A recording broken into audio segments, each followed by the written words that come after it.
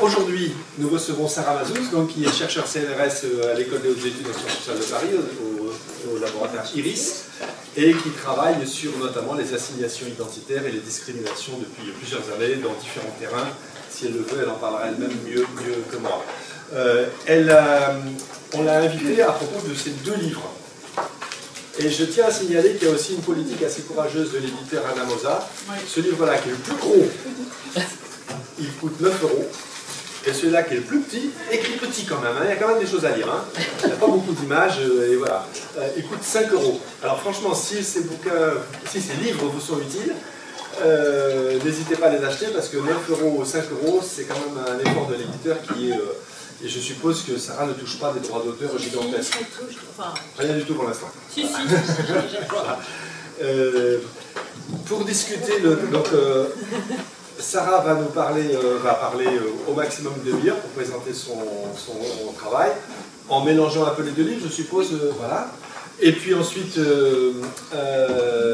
Ruth Guichard, qui est donc doctorante à Sciences Po Bordeaux, qui travaille elle aussi sur les discriminations raciales, mais dans un contexte du nord-est brésilien, parlera...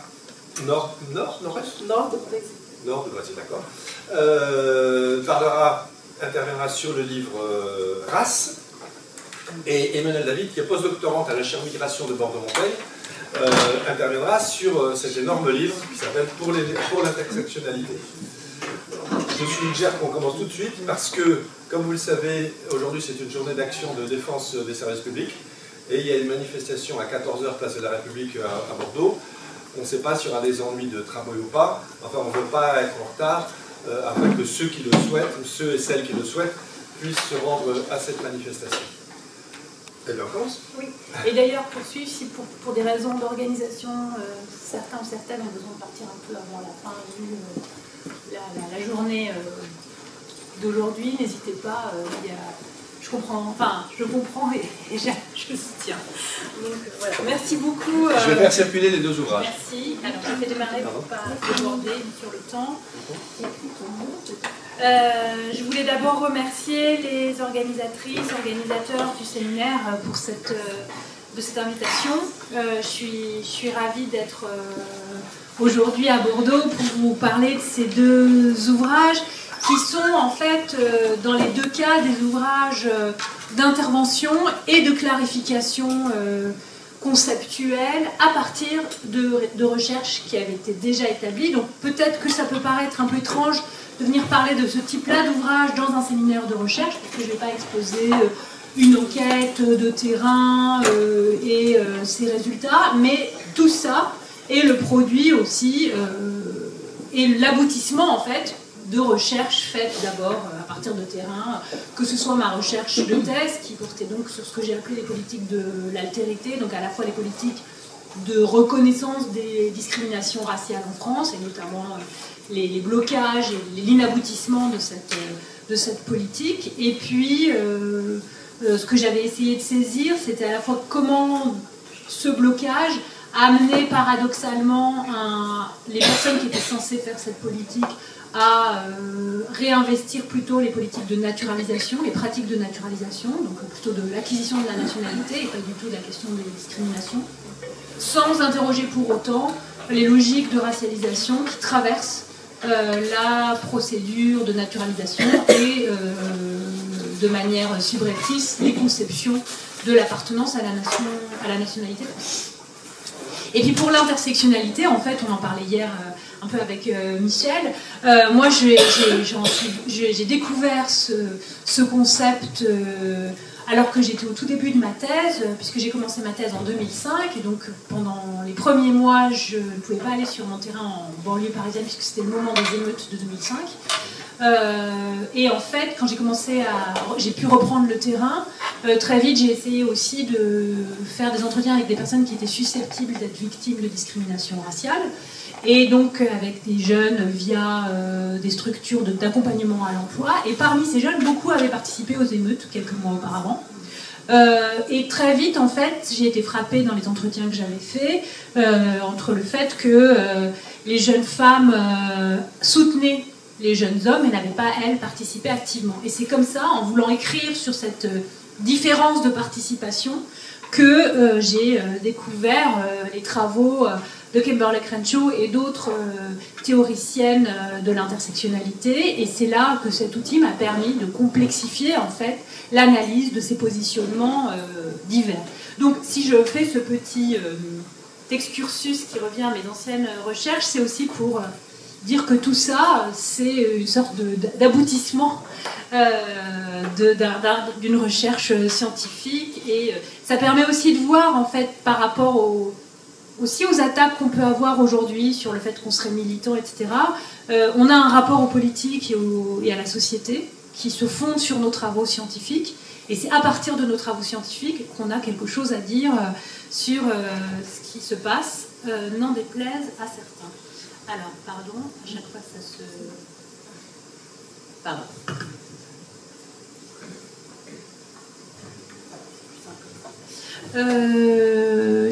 Alors, comment je vais procéder en essayant de ne pas parler trop longtemps pour qu'on ait vraiment du temps pour la discussion. Je vais revenir sur d'abord le projet de manière chronologique, sur le projet de l'ouvrage RAS, comment c'est venu et comment je l'ai écrit, puis de revenir un peu sur les principaux points, et si ça va trop vite, les questions ou après la discussion permettront de clarifier les choses. Et après, donc, je lirai ça au deuxième petit livre que Éléonore Épinard, ma co-autrice, et moi ont appelé le petit livre rose. Et donc, comme en plus le séminaire a pour titre, porte aussi sur la question de l'universel, et qu'on en parle plus pour l'intersectionnalité, je reviendrai sur ces éléments et sur les propositions que l'on fait sur cette question de l'universalisation à partir notamment de l'expérience minoritaire, en tout cas de la prise en compte de l'expérience minoritaire dans le geste d'universalisation. Alors, l'ouvrage RAS, donc, ce qu'il a aussi de particulier, c'est que c'était une commande de l'éditeur, Anna Mosa, à un moment où il venait de lancer le mot est faible, donc il y avait déjà eu révolution, peuple, démocratie, école, histoire, donc voilà. Et ils m'ont demandé de faire RAS, que j'ai accepté tout de suite, mais donc à la fois par rapport aux autres ouvrages qui existaient et qui, eux, avaient pour objet des concepts qui venaient de l'histoire de la gauche, des mouvements d'émancipation, etc., et qui faisaient l'objet d'une récupération par les discours néolibéraux ou néoconservateurs. Moi, j'avais une notion qui faisait un peu le chemin inverse, c'est-à-dire que la notion de race, au départ, c'est une notion qui n'a pas du tout été du côté de l'émancipation, au contraire, et aujourd'hui, elle fait l'objet d'un usage critique qui permet, en fait, non pas d'adhérer aux catégorisations et aux hiérarchisations héritées de la pensée raciste et de l'organisation raciste des rapports sociaux, mais qui permet justement d'expliciter la façon dont ces logiques continuent d'être à l'œuvre, même dans des contextes sociaux qui pensent en avoir fini avec le racisme. Et donc tout l'enjeu, ça a été de montrer comment finalement aujourd'hui, les personnes qui occupent les positions qui auraient fait qu'au début du XXe siècle, enfin pendant la première moitié du XXe siècle, ou avant, ces personnes auraient parlé de race au pluriel, en les classant, en les hiérarchisant et en justifiant après des formes d'exploitation et d'humanisation au nom des races humaines, n'allaient plus utiliser les races parce que les racistes ont compris qu'il ne fallait plus parler directement de race pour pouvoir se donner une forme d'honorabilité. Et pourquoi aujourd'hui, en utilisant race au singulier pour désigner un rapport de pouvoir, on ne parlait pas donc des groupes produits par le terme de race ne désigne plus les groupes produits qu'on hiérarchiserait, mais donc plutôt un rapport de pouvoir abstrait qui s'incarne différemment selon les époques, les contextes socio-économiques et politiques, et qui vient donc structurer aux côtés de la classe, du genre, de l'âge, de la sexualité, de la santé ou du handicap, selon le terme qu'on utilisera, du statut migratoire, qui viennent donc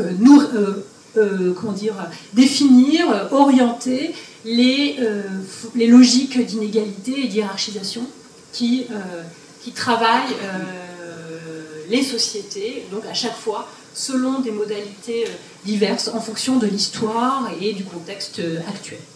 Alors, excusez-moi, à chaque fois, ça se referme.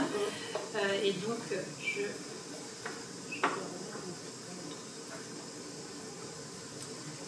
Donc, l'idée, c'était de défendre ce concept critique. Alors, ce qui était intéressant dans cet ouvrage, enfin dans cette modalité d'écriture, par rapport à un travail plus scientifique d'articles ou d'ouvrages strictement scientifiques, c'est que là, il y avait l'idée que ça soit personnel.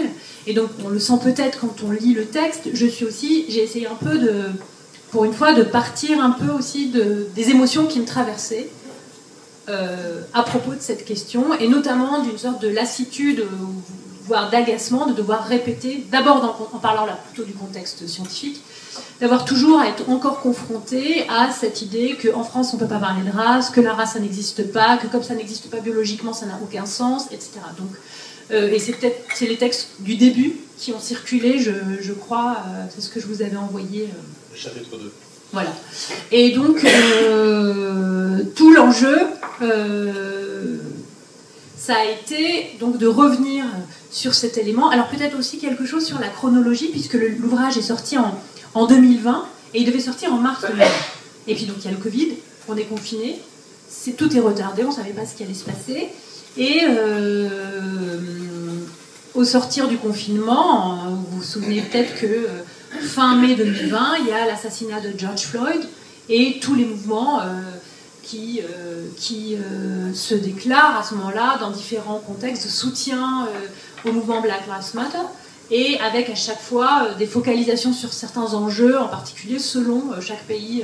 Donc en France, c'était très axé sur la question des violences policières. Au Royaume-Uni, par exemple, c'était beaucoup plus autour de la mémoire de l'esclavage et de déboulonner les statues, mettre en évidence, je dis ça à Bordeaux, mettre en évidence l'argent dont ont bénéficié certaines institutions à la faveur d'un passé lié à la traite de l'esclavage, etc. Donc, d'un seul coup, ça a aussi permis à la fois de souligner encore plus explicitement la nécessité de penser la question raciale aujourd'hui, dans des sociétés qui pensent, comme en France, avoir fini avec la question du racisme et qui n'ont une lecture du racisme qu'idéologique. Donc, c'est des gens déviants, problématiques politiquement, qui sont racistes, et puis tous les autres, on est tranquille, alors que c'est plus compliqué que ça. Et donc, finalement, ce retard dans la publication, lié au confinement, a permis d'expliciter, disons, une certaine nécessité, ou en tout cas une certaine... acuité temporelle de la question. Et donc après, tout l'enjeu, c'était de tenir à la fois cet effet d'intervention et vraiment aussi, là, un travail scientifique d'explicitation et de donner aussi des pistes de lecture, d'approfondissement pour les personnes qui seraient intéressées. Et donc tout le début, c'est vraiment sur le mode d'existence de la race pour pouvoir justement répondre à cet argument hérité du débat tout à fait légitime en 1945, puisque là on avait affaire à une lecture biologisante de la race au sens des racistes, et que donc tout l'enjeu c'est de dire ça n'existe pas, il n'y a pas de sens biologique à cette hiérarchisation entre les groupes humains, hiérarchisation biologique, intellectuelle, morale, puisque c'est ça quand dans la lecture raciste des choses. Mais ça a donné une espèce d'argument qui est quand même assez étrange, qui est de dire, parce que c'est pas biologique, ça n'existe pas, et donc c'est nul et non avenu. Or, en fait, sociologiquement, socialement, il y a plein de choses qui ne sont pas biologiques et qui ont des effets réels, désastreux, lourds. Donc ça ne suffit pas de dire que ça n'est pas biologique pour régler la question. Si en effet il y a une inanité complète conceptuelle à la notion de race au sens des racistes et des théories racistes, le poids de ces constructions continue d'avoir des effets détournés, transformés, et ça irrigue toutes les sociétés a fortiori les sociétés où cette conceptualisation s'est formalisée entre le XVIe et le XIXe siècle. Et puis après, voilà, ça a essaimé, et puis on peut supposer que les sociétés humaines fonctionnant sur des rapports de pouvoir et des rapports d'exploitation, ce type de hiérarchisation échappe peu. En fait, je ne vois pas trop comment on peut échapper à la race, de même qu'on n'échappe pas au genre, même si après, à chaque fois, ça se décline différemment selon les lieux et les histoires. Donc, c'était important de rappeler ça, et donc aussi de rappeler que justement, donc, les effets sont réels, c'est des effets de discrimination, d'inégalité. L'épisode du Covid a rappelé aussi qu'il y avait des effets de mort, que ce soit vraiment parce qu'il y a des inégalités raciales dans l'accès à la santé, mais aussi, puisque je vous disais, on a rappelé à la fin, il y a toutes ces questions autour des violences policières. Donc voilà, ça n'est pas sans effet. C'est le fait qu'il y ait des hiérarchisations raciales qui traversent les rapports sociaux et qui les produisent, qui les définissent en coproduction avec la classe, le genre, la sexualité, etc., etc. Un autre élément, donc, c'était aussi de rappeler ce caractère situé. Donc la ville, ça change d'une époque à une autre, ça change d'un contexte à un autre. Ce qui rappelle bien que c'est construit, que c'est complètement le produit d'une histoire, le produit de l'organisation des sociétés. C'est pas si c'était quelque chose en effet naturel, on aurait la même chose partout. Et puis après, donc tout l'enjeu, c'était à la fois d'arriver à répondre à certains éléments du débat qui distordent la compréhension de ces concepts et des recherches sur ces enjeux. Donc par exemple, j'ai essayé de rappeler ce que signifie racialisation et racisation, quelle différence cela faisait, notamment parce que c'est pas les mêmes auteurs. Racialisation, c'est d'abord Fanon, puis des sociologues britanniques. Racisation, c'est Colette Guillaumin. Racialisation, ça englobe tous les rapports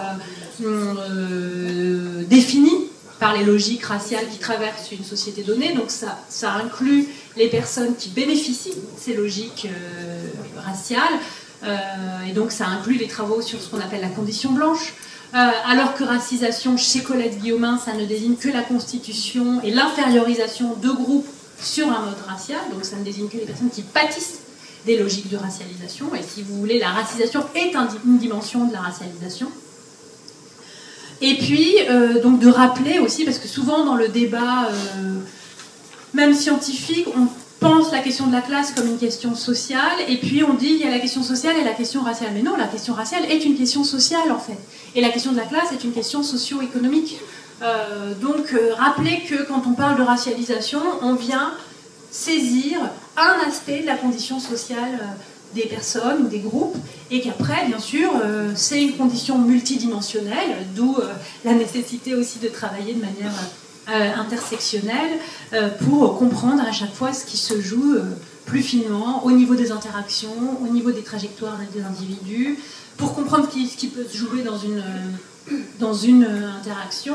Moi, je me souviens de choses sur mon terrain de thèse en préfecture, où avec un entretien avec une personne qui était en haut de la hiérarchie préfectorale, qui était chargée de l'organisme de lutte contre les discriminations raciales, mais qui était une femme jeune, d'origine bourgeoise et martiniquaise, donc racialisée comme noire, face à son assistante qui, elle, était plus âgée qu'elle, de milieu ouvrier et blanche.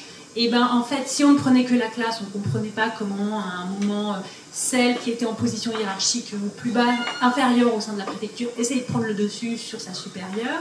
Si on prenait que la race, on ne pouvait pas comprendre non plus exactement ce qui se jouait. Voilà, donc c'est important de voir comment tout ça interagit ensemble. Et aussi comment ça se coproduit. Vous n'avez jamais du genre sans de la classe, de la race, de l'âge, de la sexualité, etc. etc. Vous n'avez jamais de la race sans tous ces éléments, vous n'avez jamais de la classe sans tous ces éléments, vous n'avez pas de la sexualité. Enfin, je pourrais faire l'énumération longuement.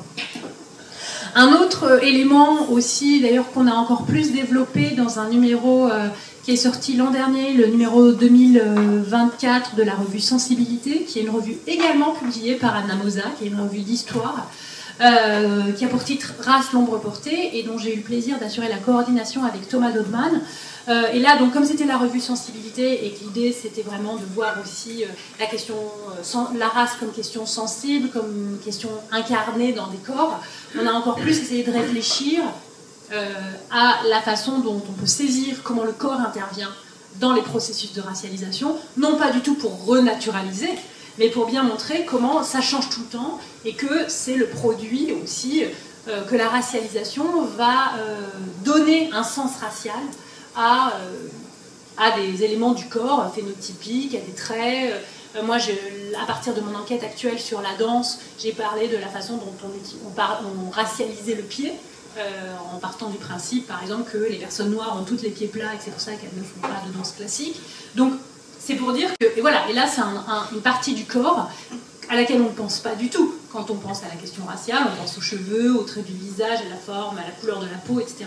Là, vous voyez, on peut prendre tout et n'importe quoi pour en faire le support d'une racialisation, et donc pour dire l'altérité radicale et l'infériorité, encore une fois, du groupe assigné racialement. Mais donc là, dans cet ouvrage Race, je me focalise essentiellement sur la distinction entre race et couleur de peau, en parlant aussi, en prenant cette occasion-là pour parler du fait que les personnes, tous les groupes qui ont le fait d'avoir une carnation blanche ne vous classent pas forcément du côté du groupe blanc au sens racial du terme, comme c'est le cas, par exemple, des Irlandais, à la fois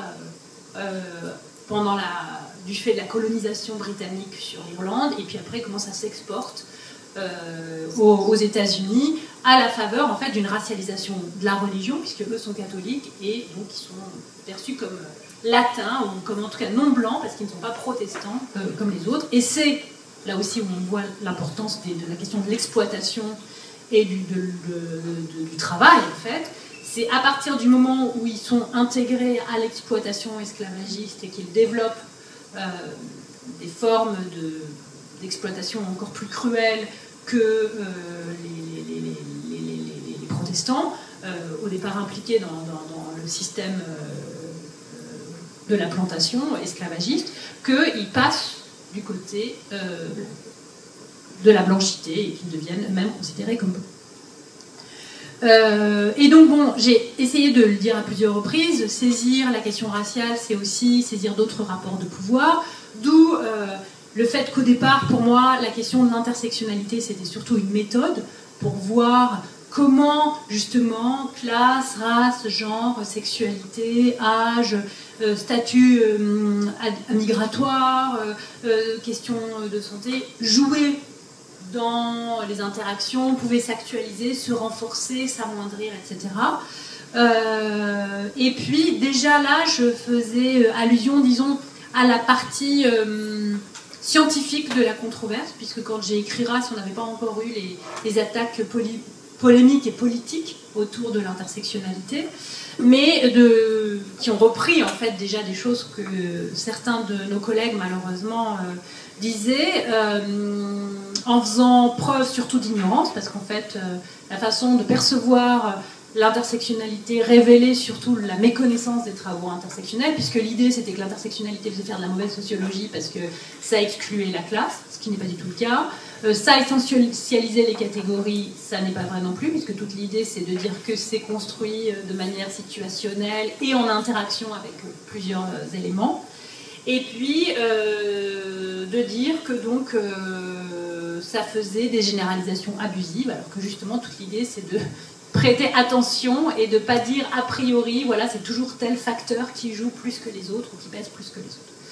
Et donc c'était aussi finir sur cette question, parler aussi de tout le travail qui permet de sociologiser la production de savoir, et donc de montrer que l'épistémologie elle-même est liée à une position de domination, et donc qu'elle est traversée aussi par des questions raciales, et notamment de reparler de tous les travaux sur les épistémologies de l'ignorance, qui sont en fait non pas une méconnaissance, mais un refus de savoir et d'apprendre depuis des travaux, à partir de travaux qui, eux, prennent en compte la question minoritaire, et notamment la question raciale, mais pas que. Et donc c'est un élément qu'on a beaucoup développé là, qui est autour des enjeux épistémologiques des controverses contre l'intersectionnalité, en revenant aussi, en interrogeant aussi la réception ou la non-réception en France des épistémologies dites du point de vue, qu'il faudrait mieux appeler l'épistémologie du positionnement, en fait, puisque ces épistémologies rappellent qu'il n'y a pas, dans la science qui se présente comme neutre et donc objective à ce titre-là, il n'y a pas en fait de neutralité du sujet producteur de connaissances, que c'est toujours situé et que c'est souvent, voilà, jusque-là, des gens qui ont bénéficié de positions de domination qui produisent le savoir. Et donc toute l'idée des épistémologies du positionnement, c'est pas de dire seules les personnes concernées peuvent parler de leur expérience, c'est pas ça, c'est pas retomber dans une forme d'essentialisme de la connaissance, c'est dire il faut intégrer, il faut pas penser la production du savoir comme un travail collectif et qui intègre aussi les savoirs issus des expériences minoritaires, de façon à produire une objectivité forte, pour parler comme Sandra Harding, mais qui ne se confond pas avec la neutralité, parce qu'il n'y a pas de neutralité sociologique. Et peut-être pour terminer, puisqu'en plus ça va ouvrir au titre du séminaire, dans ce livre aussi, on a donc rajouté, puisqu'on l'a écrit en réponse aux polémiques politiques qui sont sorties fin 2020, je ne sais pas si vous vous souvenez des sorties de Jean-Michel Blanquer sur le fait que les terroristes étaient inspirés par, je cite, les matrices intersectionnelles. On a donc essayé de réfléchir à ça en se disant, bon, ben, c'est vrai que les gens qui sont des tenants de l'abstraction comme base de l'universel ont raison de voir dans l'intersectionnalité une menace, puisque l'intersectionnalité permet de penser l'universalisation autrement que par l'abstraction qui en général favorise des positions de domination en les rendant invisibles, en fait, en les faisant passer pour allant de soi.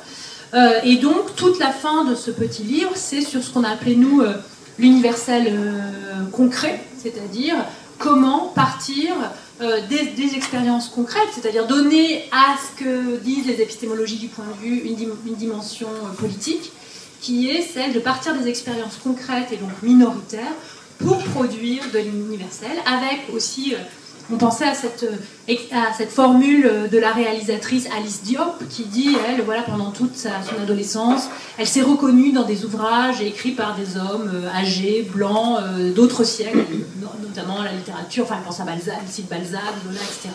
Et il serait temps aujourd'hui qu'on arrive à reconnaître de l'universel dans l'expérience venue de personnes minoritaires et donc jusque-là vues comme particulières, alors qu'en fait l'universel se retrouve partout dans toutes les expériences, et donc éviter en fait le surplomb auquel l'abstraction autorise, mais essayer de faire du commun en essayant en travaillant à être capable de voir l'universel dans chaque expérience, même quand on la voit comme particulière.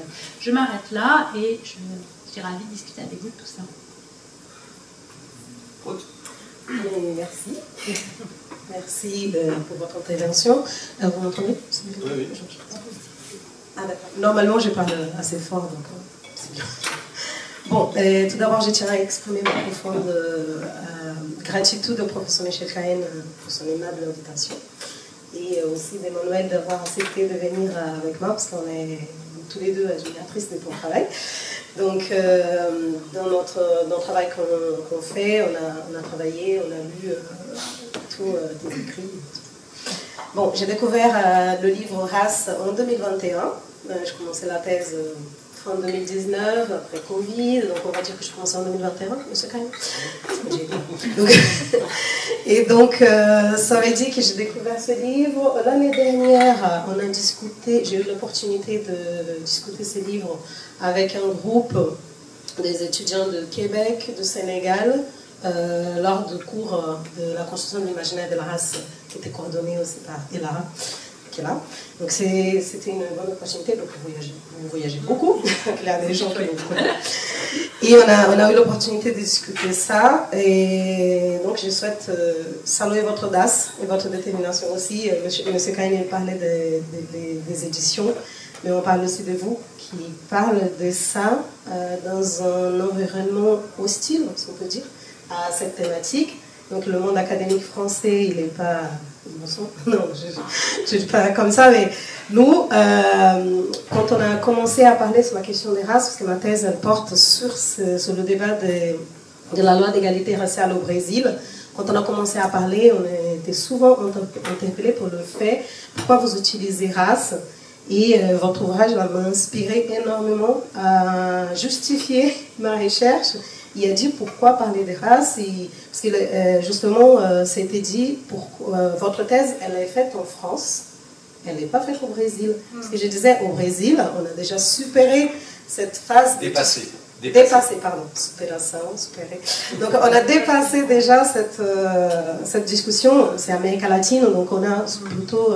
On a surtout beaucoup d'écrivains dans le féminisme noir qui parlent énormément, surtout Lélia González, Carolina de Jesus, parmi d'autres, qui parlent sous la question des races et malgré dans l'académie de la race, pardon. C'est vrai, mais au pluriel. Et donc elle parle énormément de ça et les mouvements antiracistes aussi, on soutient le concept justement pour démarquer les différences, pour ne pas oublier qu'il existe les multiplicités et les différences, etc.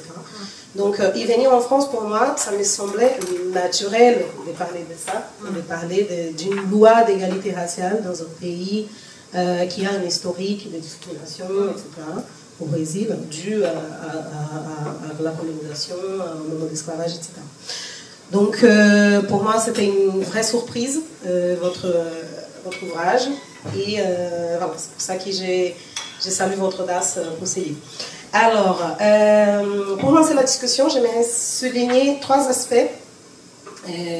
qui me semblent importants dans les articles présentés aujourd'hui, les 2 livres.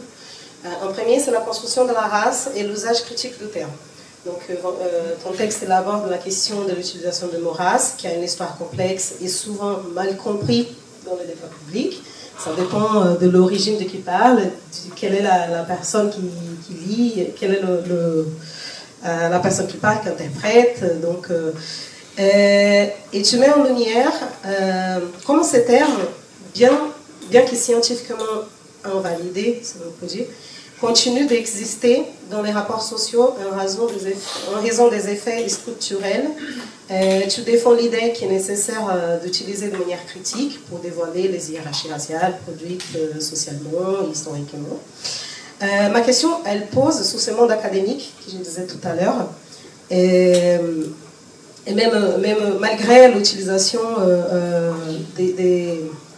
la mobilisation de manière rigoureuse des penseurs essentiels comme Frantz Fanon, Kim Electrician, on se pose pas bien sûr qu'on discute ces ouvrages et tout ça, mais ce sont des auteurs qui soulignent et qui donnent force au concept. Donc, comme tu avais indiqué dans l'ouvrage pour l'intersectionnalité, je rentre juste un petit peu, mais parce qu'en fait, elle parle des races. Le monde académique en France lui manifeste souvent des résistances face à la notion des races, que tu expliques par des incompréhensions conceptuelles et par des affiliations à certaines traditions de pensée. Donc, et là, ma première question, elle se pose un peu sur si tu peux nous parler de ces résistances au concept. Et selon toi, pourquoi est-il difficile de parler en France? Pourquoi? Est-ce qu'il existe une intentionnalité, à ton avis? Est-ce qu'il existe un système de rejet qui est systématique, etc. Et alors ça, c'est ma première question. J'ai encore droit à 2. Donc, il y a une deuxième, c'est un deuxième aspect du livre. Donc, le premier, c'est la construction sociale de la race et l'usage de termes dans le monde académique. Le deuxième, c'est la banalisation du racisme et la racialisation ordinaire. Donc, ça, c'est quelque chose qui m'a marqué assez profondément dans le livre, parce que quand on travaille dans la recherche empirique, bien sûr, quand on est sur le terrain, on voit tout ce qui se passe et on voit dans le quotidien, dans les médias, on voit tout dans le quotidien, surtout dans un pays comme au Brésil, qui ont dévoile assez plus facilement qu'en France tout ce qui se passe.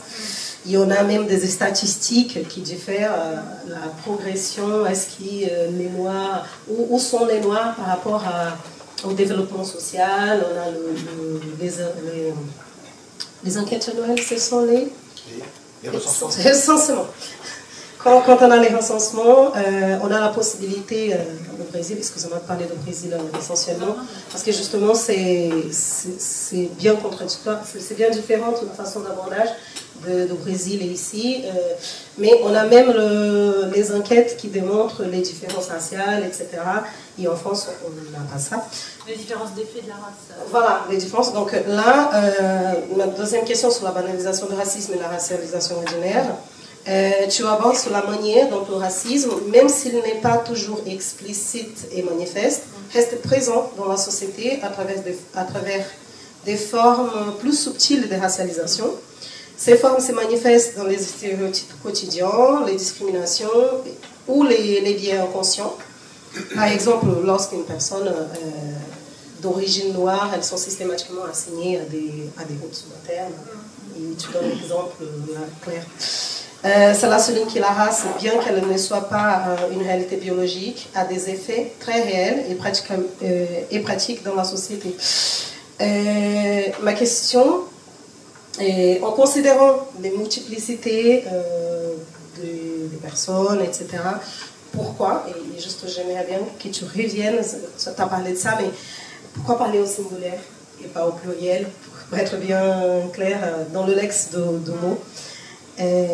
Pourquoi au singulier et non au pluriel? Et la troisième, pour finir, donner la parole à Emmanuel et à vous, la contradiction du discours antiraciste et la lutte contre les effets du racisme.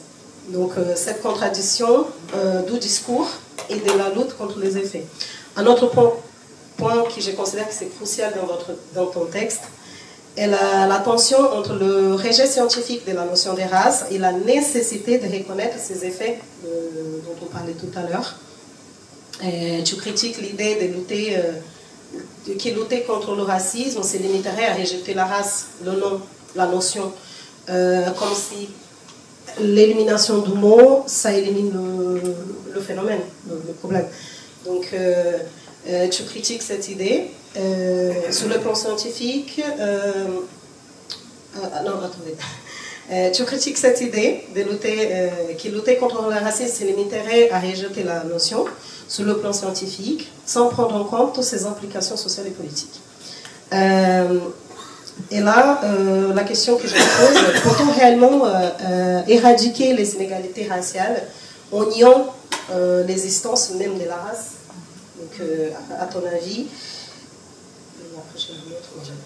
non, je laisse la discussion parce qu'on peut rentrer pour laisser les gens peut-être. Oui, je prends des questions aussi, puis je réponds à tout peut-être comme ça. Alors, moi j'avais préparé quelque chose de trop long et qui allait répéter, donc je vais juste me limiter à des éléments de discussion, voilà, des petites questions. Je voulais quand même mentionner le fait que cet ouvrage, pour moi, c'était une sorte d'outil d'autodéfense intellectuelle qui est particulièrement utile en ce moment et qui est à la fois très ancré dans les sciences sociales, mais aussi très accessible et qui permet, il y a une liste aussi à la fin avec les indispensables sur la question qui ne correspond pas forcément à une bibliographie classique. Il y a des notes de bas de page aussi, mais voilà, ça c'est vraiment très très utile et très accessible. Et que c'est un ouvrage qui s'adresse, je pense, aussi bien à la communauté scientifique, avec des personnes qui seraient familiarisées ou non avec les enjeux de l'intersectionnalité, mais aussi à des étudianteux ou des personnes plus largement intéressées par les sciences sociales. Et que donc il rentre, en fait, cet ouvrage, il commence vraiment par la question du débat médiatique, et c'est vraiment tout l'angle de l'ouvrage. Et donc cette entrée, je trouve qu'elle parle aussi de la fonction de cet ouvrage, qui trouve qui a un équilibre entre la restitution des grands enjeux de l'intersectionnalité, avec des références sur l'histoire de la notion qu'on peut aussi creuser si on le souhaite, et des arguments aussi pour comprendre l'intérêt de la mobiliser, et aussi comment toute une compréhension de la rhétorique anti-intersectionnalité, à la fois, en fait c'est très détaillé dans le livre, entre les attaques qui viennent du milieu académique et les attaques qui viennent de la sphère politique et médiatique. avec vraiment du coup un détail des mécanismes de délégitimation, et donc ça permet aussi d'avoir des éléments de réponse très concrets voilà, à ces attaques. Donc mes questions en fait elles vont plutôt se centrer sur l'intérêt, enfin ce qui vous a poussé notamment à écrire sur le type de format en fait. Et en premier lieu, donc tu as parlé des logiques derrière la publication du premier ouvrage, Race, mais du coup j'aimerais bien en savoir un petit peu plus comment ça s'est passé pour l'intersectionnalité. Très concrètement en fait, puisque je pense qu'il y a ici pas mal de chercheurs et qui aimeraient peut-être aussi publier des ouvrages qui sortent un peu de l'écriture académique et qui permettent de circuler en dehors. Donc peut-être, voilà, quand on est universitaire, comment on passe à ce registre beaucoup plus grand public et aussi plus ouvertement positionné dans le débat public. J'en profite aussi voilà, pour poser quelques questions sur la réception.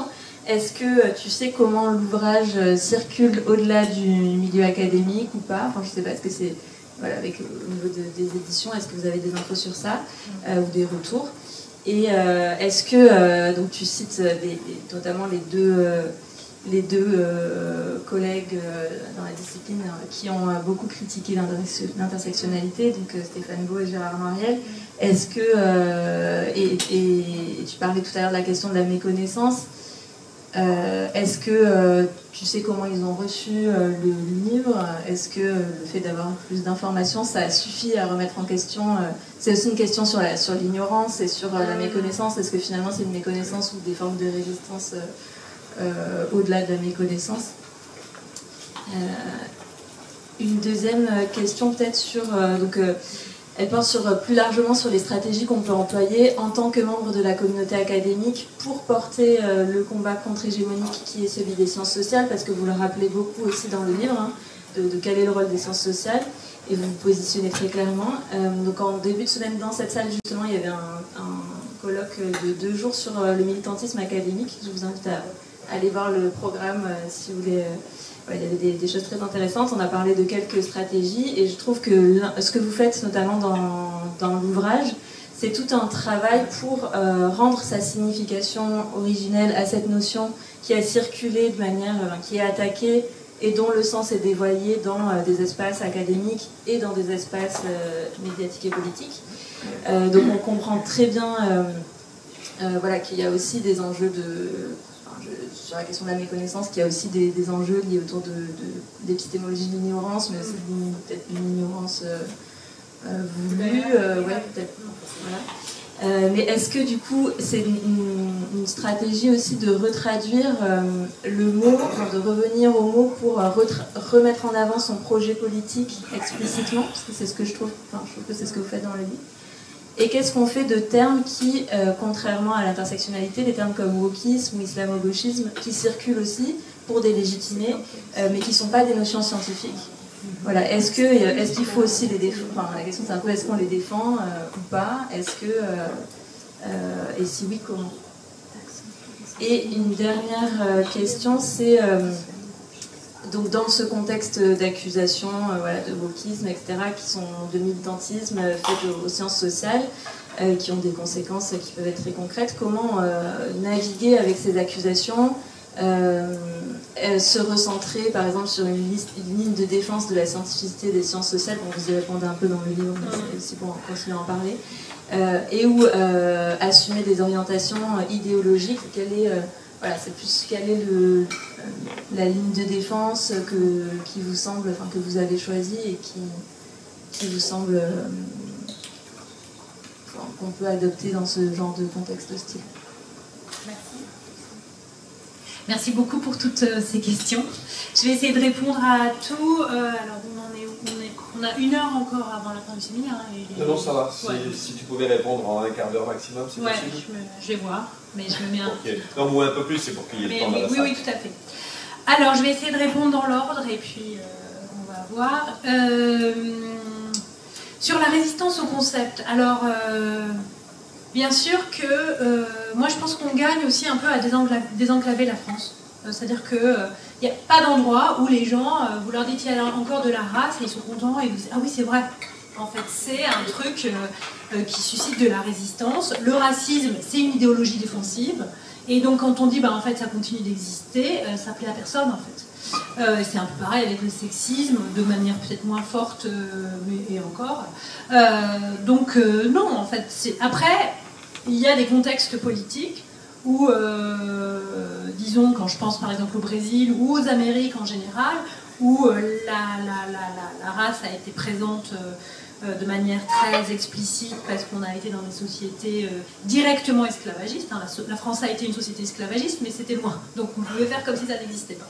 Mais donc dans ces contextes-là, puis après dans des contextes comme les États-Unis, où il y a eu aussi des politiques ségrégationnistes, etc., dire la race a des effets sociaux et maintenant on va parler de race pour inverser la tendance et pour désigner ces logiques-là, c'est plus simple que quand on est dans un truc où on peut se dire non, ça n'existe pas, et qu'après, en plus, on peut s'appuyer sur tout un contexte qui dit, nous, vraiment, on va lutter contre le racisme en marquant surtout que la race n'a pas de sens. Donc c'est ça. Et alors, après, la difficulté en France, et plus largement, moi je pense qu'il faut vraiment penser aussi les choses un peu au niveau de l'Europe continentale, et en lien aussi avec l'histoire du XXe siècle, c'est ce qu'on disait hier, l'histoire collaborationniste des régimes des pays d'Europe occidentale, et donc le fait qu'en 1945, pour rompre clairement avec ce qui s'était passé pendant la Deuxième Guerre mondiale, on s'est axé sur la dimension idéologique du racisme, qui était celle à l'œuvre au sein du Troisième Reich, et donc après dans les régimes collaborationnistes, et donc on a vu juste... Tu as voulu dire, excuse-moi, biologique. Oui. Tu as dit biologique. Ah non, je voulais dire biologique, oui, pardon. Mais aussi avec donc non, mais c'est du racisme idéologique, c'est des gens qui pensent qu'il y a des races, c'est ça, donc c'est les deux. Et donc toute la question, ça a été, quand je disais racisme idéologique, l'idée c'est qu'on n'a pas du tout à ce moment-là pensé la dimension subreptice, systémique, etc., de ce phénomène qui est le racisme. Et donc c'est aussi ça, si je dis ça, c'est aussi pour essayer d'ouvrir à d'autres contextes de résistance. Après, ce qui est peut-être un peu spécifique aussi à la question, au contexte français, c'est qu'il y a l'idée que, que le choix de la color blindness est la solution. C'est-à-dire on ne prête pas attention à la race et c'est parce qu'on a déjà réglé complètement la question du racisme. Donc pensez aussi qu'on peut régler définitivement la question du racisme, alors même, ou des effets de la racialisation, alors même qu'à mon sens, et ça répond déjà un petit peu aussi à ta question 3 sur nommer, éradiquer, etc., moi je pense que c'est un phénomène qui est en constante métamorphose, et que la seule façon de lutter contre, c'est pas de se dire on a réglé définitivement la question, c'est de dire, d'avoir les moyens de toujours saisir comment ça se réincarne d'un moment à un autre. Donc pour pouvoir saisir comment ce phénomène-là se transforme selon les contextes, il faut avoir des concepts qui permettent d'expliciter et de problématiser, donc de montrer comment à un moment, telle façon de dire, tel geste, telle décision revêt un sens racial. Et là, on le voit, parce que si on regarde vraiment le contexte très précis, on voit comment les groupes, par exemple l'extrême droite, aujourd'hui, se prétend antiraciste, argue de l'antiracisme, accuse les chercheurs et chercheuses qui travaillent sur la question raciale d'être des racistes, de faire du racisme anti-blanc, d'être antisémite, enfin je ne sais quoi. Et donc, vous voyez là comment vous avez, encore une fois, une énième métamorphose de la manière dont le racisme se dit, se fait. Et donc, ces positions, ça permet d'exclure des chercheuses noires. Je ne sais pas si vous avez suivi ce qui s'est passé pour Maboula Soumahoro, qui n'a pas pu faire son intervention dans une formation au Parlement européen, sous pression des députés de l'extrême droite. Donc, vous voyez, si on a racialisation, on voit bien, en fait, comment ces discours, qui tout en là disant c'est nous les grands défenseurs de l'antiracisme, servent encore à faire taire un discours critique de la race et d'exclure, là en l'occurrence, une chercheuse racisée comme noire qui se prend par ailleurs des quantités d'attaques racistes. Donc moi je pense qu'il faut garder le mot en ayant... Alors après, sur le fait de parler au singulier, et peut-être que ça répond aussi sur comment les stratégies de réponse. Je pense que notre force comme chercheurs, c'est pas de répondre à ces gens, de nous dire on est des woke et de leur expliquer qu'on n'est pas woke, est-ce que ça veut dire que le wokisme, est-ce que... Non, notre force, c'est la rigueur scientifique. Et notamment dans la question de l'usage des mots, justement, là on a vraiment une très grande responsabilité, à mon sens, quand on parle de race au sens critique, il faut faire gaffe à la manière dont on l'utilise, pour qu'il n'y ait pas d'attaque possible et qu'il n'y ait pas de confusion possible avec la manière dont le racisme a utilisé ce concept. Donc c'est en ce sens qu'il faut l'utiliser au singulier, parce qu'on ne parle pas justement des groupes produits par les catégorisations raciales, mais on parle de la logique de production de ces hiérarchies, et donc de la façon dont ces logiques changent selon les époques et selon les contextes politiques.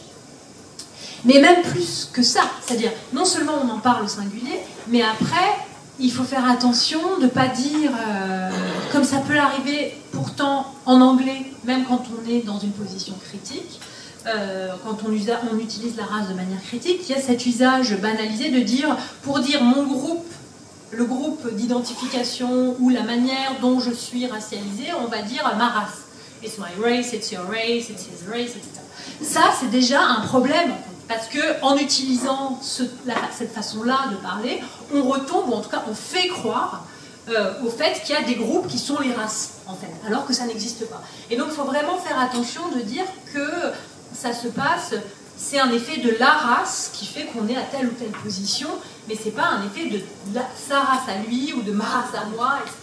Et je pense que ça, c'est vraiment très important, parce que c'est aussi l'usage qu'on va adopter aujourd'hui qui va, je l'espère, permettre aussi après de montrer comment on utilise ce terme et de faire vraiment... Je pense qu'à chaque fois qu'on a recours à ce terme, dans le contexte actuel, on est dans une dimension d'instruction, d'enseignement, d'éducation, je ne sais pas comment le dire, mais en tout cas, donc voilà, et c'est comme ça qu'on répond, c'est-à-dire que si on tient bon sur la manière dont on utilise race, et ben les autres ils peuvent continuer à dire qu'on est wokiste en fait, mais c'est pas vrai en fait.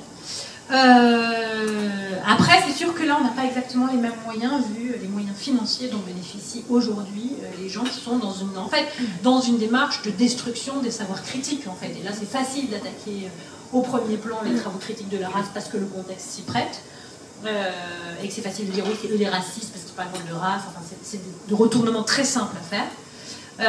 Mais plus largement, ce qu'on veut faire, et c'est articulé, et la journée s'y prête bien, avec une dimension de casse de l'université publique. On va commencer sans doute par les sciences humaines et sociales, et parce qu'en fait, on ne veut plus avoir de gens qui ont des instruments pour remettre en cause l'ordre social et le conservatisme néolibéral.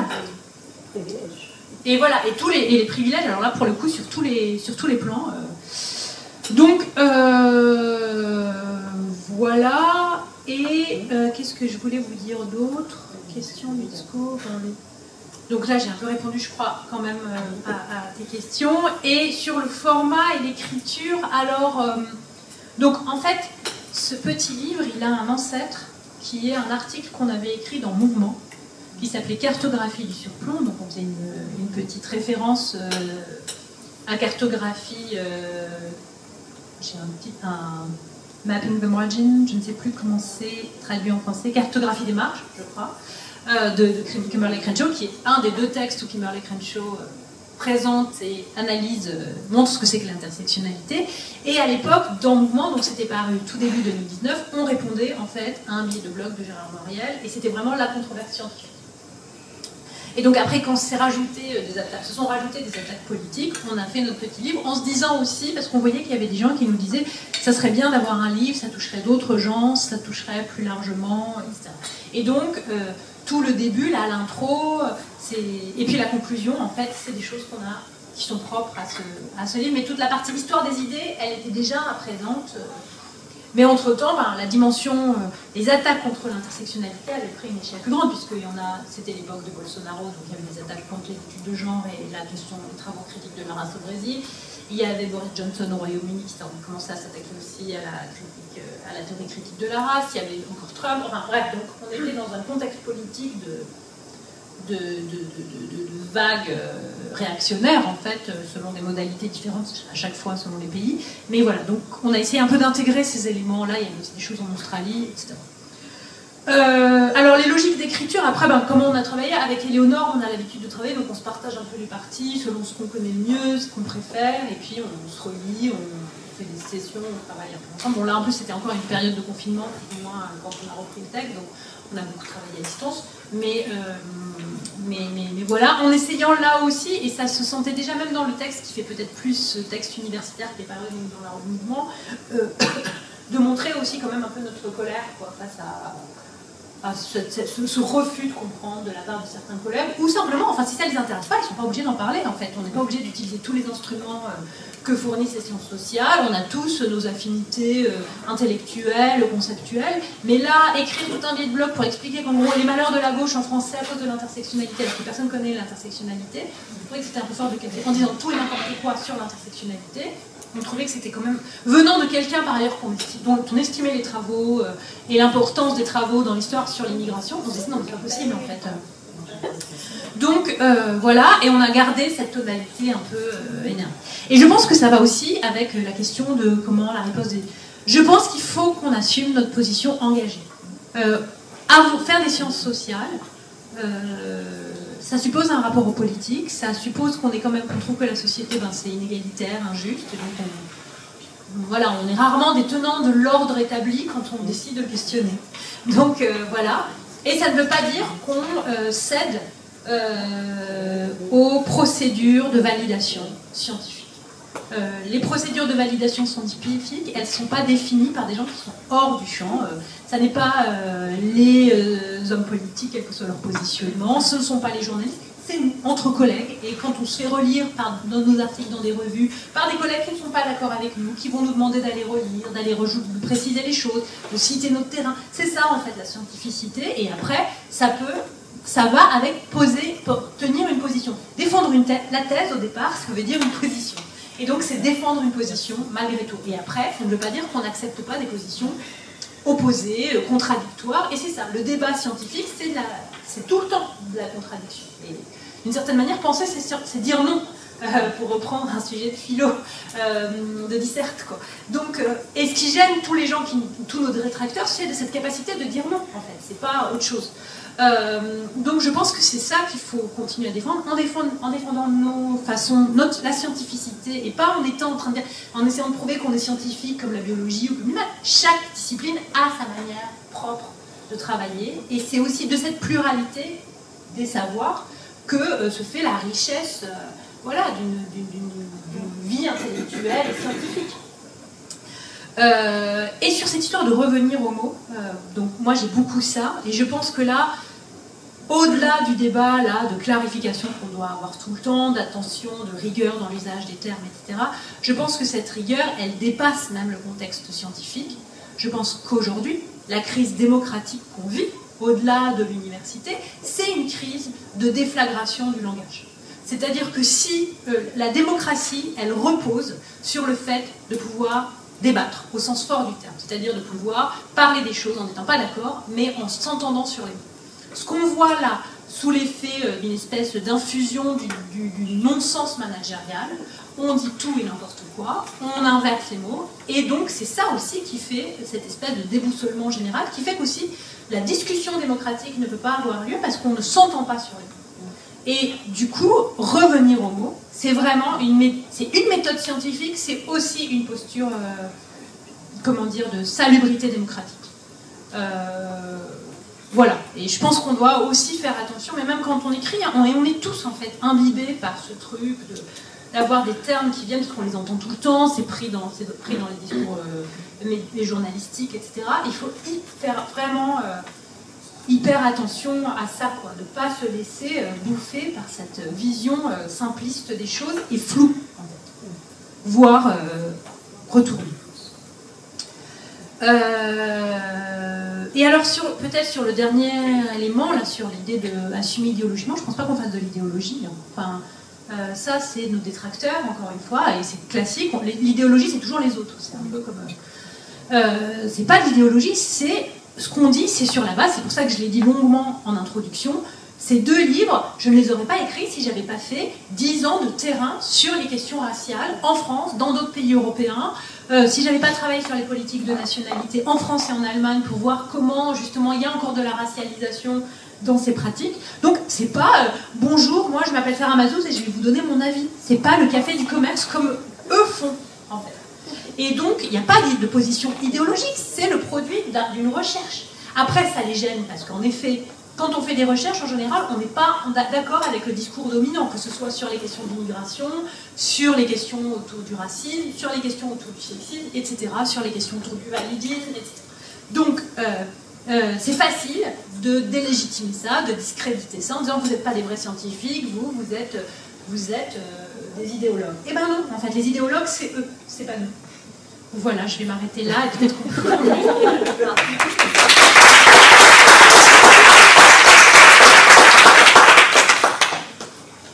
Merci beaucoup à Sarah, Ruth et Emmanuel.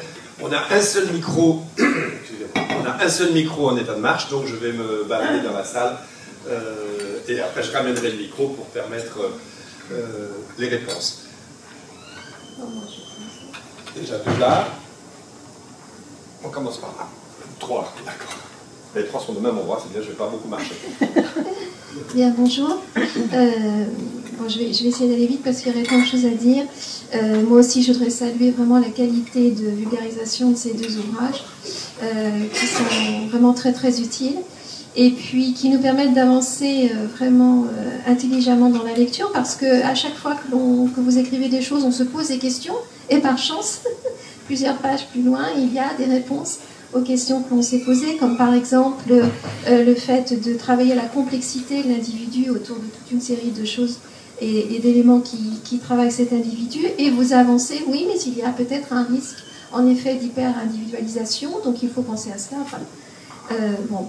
Et je voulais dire aussi qu'il y a, encore une fois, il y aurait tant de choses à dire, qu'il y a une phrase qui m'a beaucoup plu, que vous reprenez donc de Marie Matsudo, poser l'autre question, qui, je crois, est essentielle pour nous toutes et tous, tout le temps, indépendamment du domaine académique au demeurant. Et en effet, tout est dans le choix des mots. Alors, je vais faire un tout petit peu l'avocat du diable. C'est vrai que le mot race, je vais parler en tant qu'aîné, comme on dit joliment au Québec. C'est vrai que pour un courant de militantes et militants antiracistes qui avait surgi après cette déflagration intellectuelle de mai 68, race étant associée à sa théorisation raciste, c'était un mot qui n'était pas tellement haut, n'était pas vraiment, voire pas du tout audible. Et au sein de l'ASTI, par exemple, ce qu'on appelait à ce moment-là l'association de solidarité avec les travailleurs immigrés, aujourd'hui c'est devenu, grâce aux matériaux langues qui changent toutes et toutes immigrés, ça n'aurait pas été possible, mais ça ne veut pas du tout dire, pour revenir sur ce que disait Ruth, que l'on n'était pas du tout conscient, au contraire hein, du racisme, et qu'on n'était pas du tout dans un universel abstrait. Hein. Mais c'est vrai que le mot n'aurait pas, enfin je crois pouvoir dire que le mot n'aurait pas été possible. Et donc moi j'ai mis du temps, j'avoue, à l'admettre, à l'entendre, à le reprendre, et racisé aussi. Hein. Et c'est quand j'ai enfin compris qu'en effet racisé ne voulait pas dire victime du racisme, enfin je ne crois pas, mais justement une métamorphose de ce mot pour le faire devenir en positif. Alors je vais prendre une image que j'aime beaucoup, je pique à Baudelaire, c'est-à-dire que vous nous avez ensevelis sous de la boue et nous on va transformer ça en or, c'est-à-dire que de cette réalité on va transformer cela en combat, en lutte, en revendication. Là, en effet, c'est quelque chose que j'ai donc pu, moi personnellement en tout cas, et rien à voir avec le domaine académique, dont j'ai pu m'imprégner. Voilà. Donc, encore une fois, merci beaucoup pour ces ouvrages, et j'aime beaucoup cette phrase, poser toujours l'autre question. On prend les 3 questions à la fois? Oui, oui, bien sûr. Passe à Mélina. Passe à Mélina. Pardon. Bonjour. J'ai beaucoup apprécié lire, j'ai pas lu tous les 2 livres, juste des chapitres que Michel qu'il a partagés.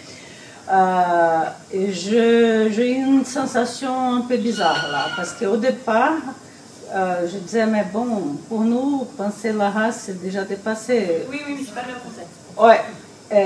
Tu veux dire pour nous, Brésiliens? Pour les Brésiliens, oui. Ah oui, bon, tu as raison, parce qu'il faut préciser, je suis brésilienne.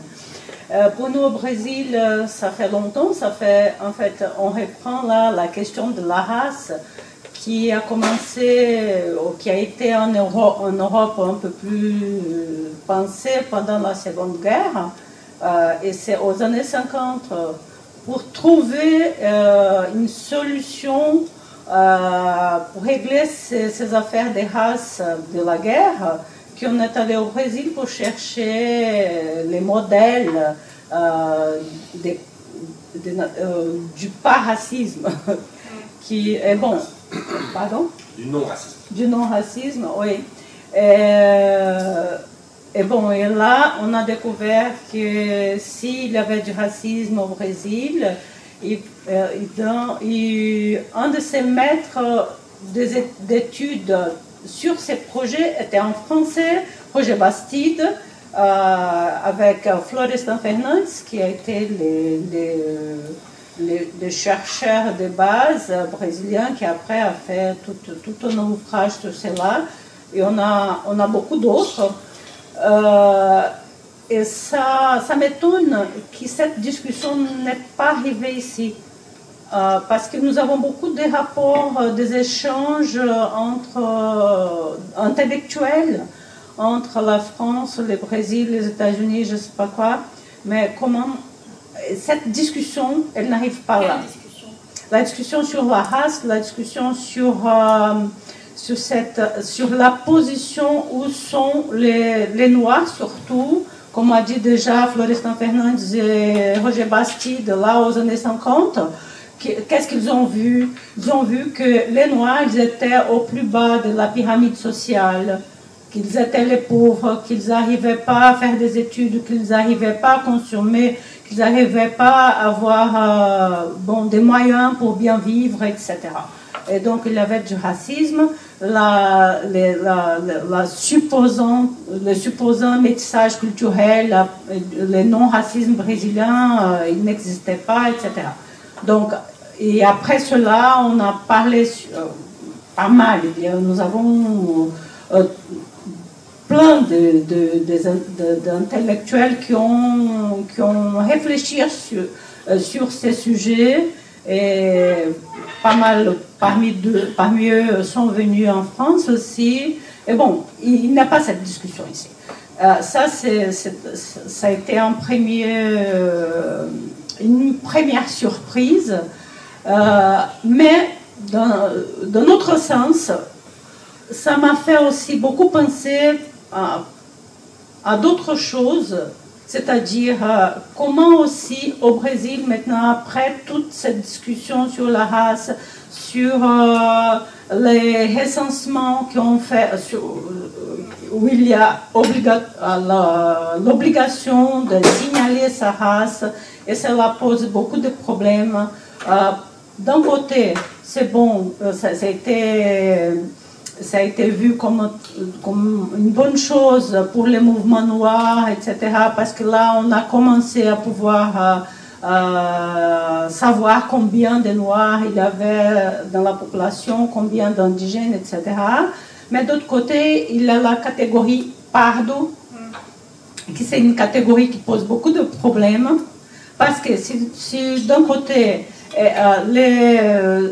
certains mettent les pardos avec les Noirs, d'autres ont des problèmes sur cela, parce que là, il rentre aussi des indigènes qui disaient alors, on est où? Et une autre chose, c'est que les gens sont un peu contraints de se dire qu'ils appartiennent à une race ou à une autre. Une catégorie raciale. Oui, oui. Oui, donc ça que tu as dit tout à l'heure, ma race, sa race, la race, etc., c'est un problème. C'est un problème que les gens vivent dans leur corps aussi. Mais, de toute façon, tout le monde reconnaît qu'on est racialisé. Et donc, il faut, la discussion là, c'est ça que cette discussion que toi tu proposes m'aide là maintenant à réfléchir sur cela. C'est... Ah, excuse-moi. Tu peux conclure? Ah non, ça va. C'est bon. Mais si, je ne veux pas te couper la parole. Non, juste mais pour- là, j'ai perdu le fil. Ah, excuse-moi. Non, pardon. Tu reprendras la parole après. Non, non, ça va. Mais du coup, vous vouliez poser une question?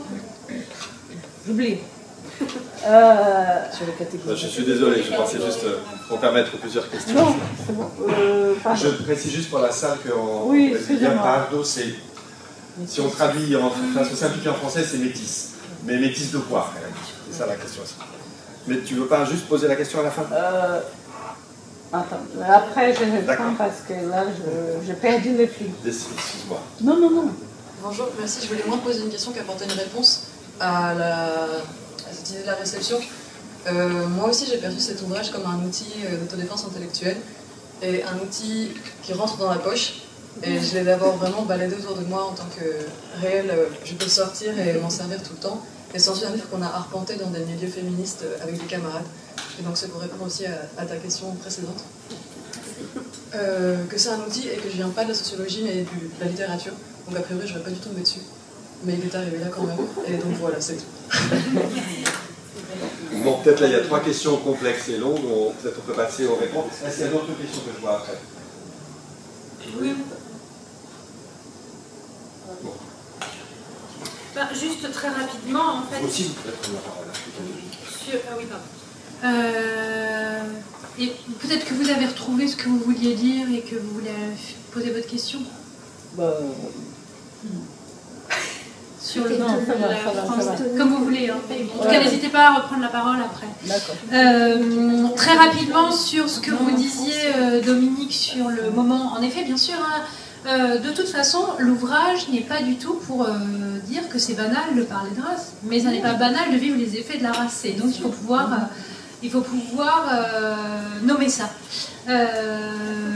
Et après, vraiment, vous avez pris l'exemple de l'Asti. Je pense que quand même, et c'était moi ce que je voyais sur mon terrain au début des années 2000, quand on a essayé de créer, d'instituer ces politiques de lutte contre les discriminations raciales en France, le fait que les personnes chargées de ces questions ne parlaient pas de race, ne comprenaient pas de quoi il s'agissait, confondaient race et discrimination raciale, n'avaient du racisme qu'une vision du racisme idéologique, etc., ça a fait qu'ils ne parlaient que d'immigration. Or, en fait, la question des discriminations raciales dépasse complètement la question du rapport entre étranger et national ou de la condition des travailleurs immigrés, et que ça touche des gens qui sont français depuis des générations.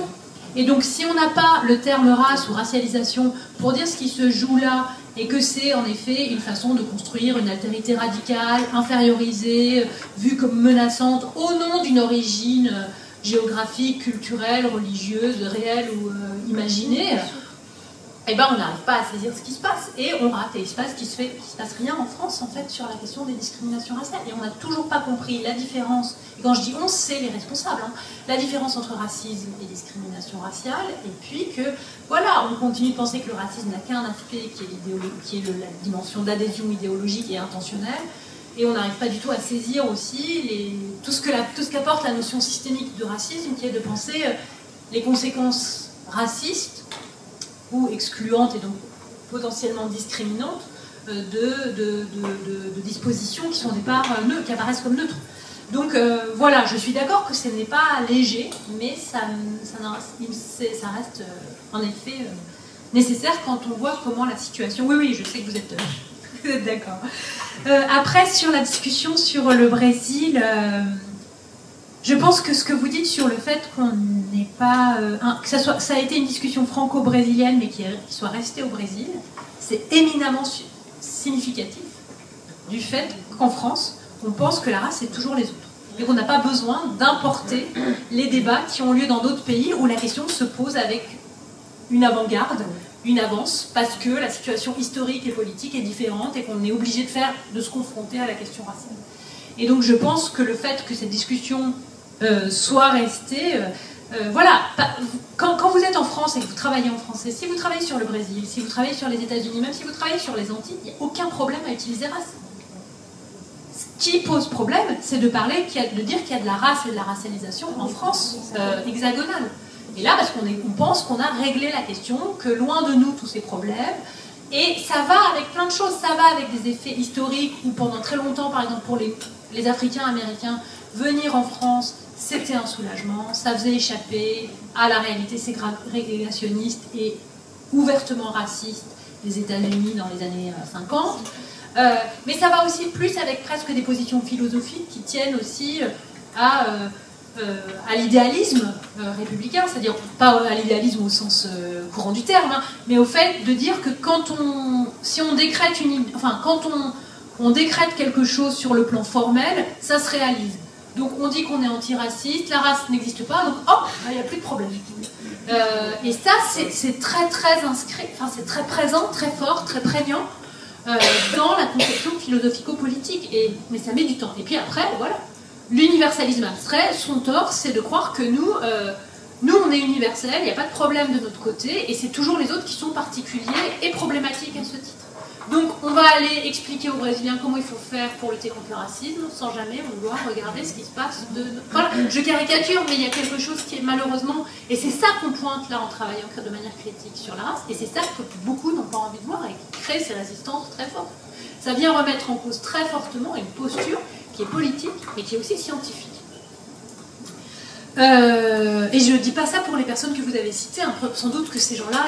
mais ce que je veux dire, c'est je parle de cette absence de rapatriement en France de choses qui ont été acquises et gagnées ailleurs. Et puis après, malheureusement, et c'est sur quoi vous terminez, il me semble, ce qu'on voit à la faveur, malheureusement, de l'actualité récente du Brésil, les années Bolsonaro, c'est que même avec une avance sur ces questions, du côté du champ scientifique, ça n'est jamais gagné. Et on n'est jamais à l'abri d'un retour en force d'un discours raciste, ouvertement raciste, ouvertement classiste et sexiste, etc. Et puis, après, il n'y avait pas de questions, mais merci beaucoup. Et j'ai pas répondu sur d'autres éléments de la réception. En fait, je sais que ça se lit beaucoup, ça se vend beaucoup, et après, on n'a pas eu de discussion avec les gens avec qui on n'était pas d'accord. Permettez-moi juste de donner un exemple. Tout à l'heure, j'en ai pas Attends parlé. le micro parce qu'il y a des gens en Ah oui. Je vais aller vite. Permettez-moi de donner un exemple que j'ai oublié de citer tout à l'heure. Rappelons-nous tout ce qu'a dû subir Christine Taubira lorsqu'elle a défendu le mariage pour tous. Hein. Elle a dû subir véritablement des attaques indiciblement racistes. Et c'était bien un exemple dans notre beau pays des droits de l'homme. Les droits de l'homme, évidemment, parce que... Melvina, est-ce que la question est revenue ? Ça va. Non, il y a beaucoup de monde. Laisse les autres. Merci beaucoup pour plein de choses. Moi j'ai lu malheureusement que le petit extrait qu'avait donné Michel, et voilà, mais j'ai très envie d'aller lire d'autres choses et je vous écrirai, je voudrais lire cette histoire du pied. Et notamment parce que ma difficulté elle est face aux étudiantes que j'encadre et qui ont plein de questions et que c'est pas facile de les guider. Et donc voilà, on a besoin de ces outils-là. Et moi, je ne travaille pas en France, et donc vous avez très bien répondu à la question que je n'ai pas eu le temps de poser. Et moi, je travaille en Afrique du Sud. Voilà, c'est complètement différent. Il y a notamment un truc, c'est qu'en Afrique du Sud, être blanc, c'est être racisé, c'est une race. On ne doit pas dire être racisé, c'est complètement anachronique.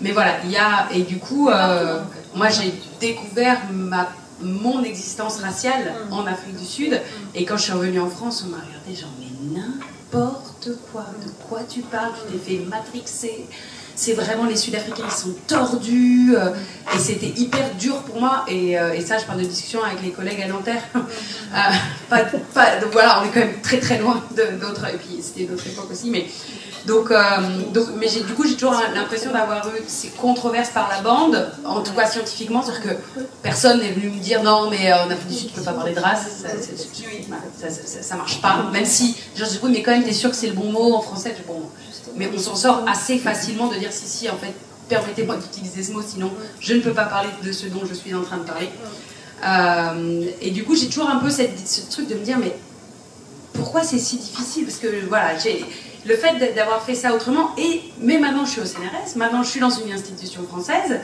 et vu tout ce contexte qui est politique, des politiciens, mais politique à l'intérieur, de nos propres institutions aussi, quoi. Enfin, et du coup, moi je voulais revenir aussi à la question sur mes... Et du coup, maintenant qu'on a ces bouquins, est-ce que ça circule dans les cercles féministes? C'est génial, c'est super. Moi, je me disais, super. Mais quid des gens qui veulent pas... Est-ce que c'est possible? Est-ce que... Parce que là, vraiment, j'ai entendu, et quelque chose que j'ai pas toujours entendu ici, dans ce séminaire, je veux dire... Mais je dis pas ça parce que je suis Sarah Mazouz. Je dis ça parce que j'ai fait du terrain. Je dis ça parce que c'est une approche scientifique. Merci, quoi. Parce que du coup, j'ai ici compris, on a parfois été face à des gens qui disent des trucs super, sauf que à la fin, l'argument d'autorité, c'est quand même, oui, mais c'est moi qui vous le dis. Et ça, moi, je trouve ça complètement dépossédant, quoi. Donc voilà, est-ce que cette posture, cette affirmation, elle fait un peu tache d'huile? Voilà, est-ce que... Et je couple ça, ou peut-être que ça ne devrait pas être couplé, mais quand même, j'ai une autre question, donc la race, et pas les races.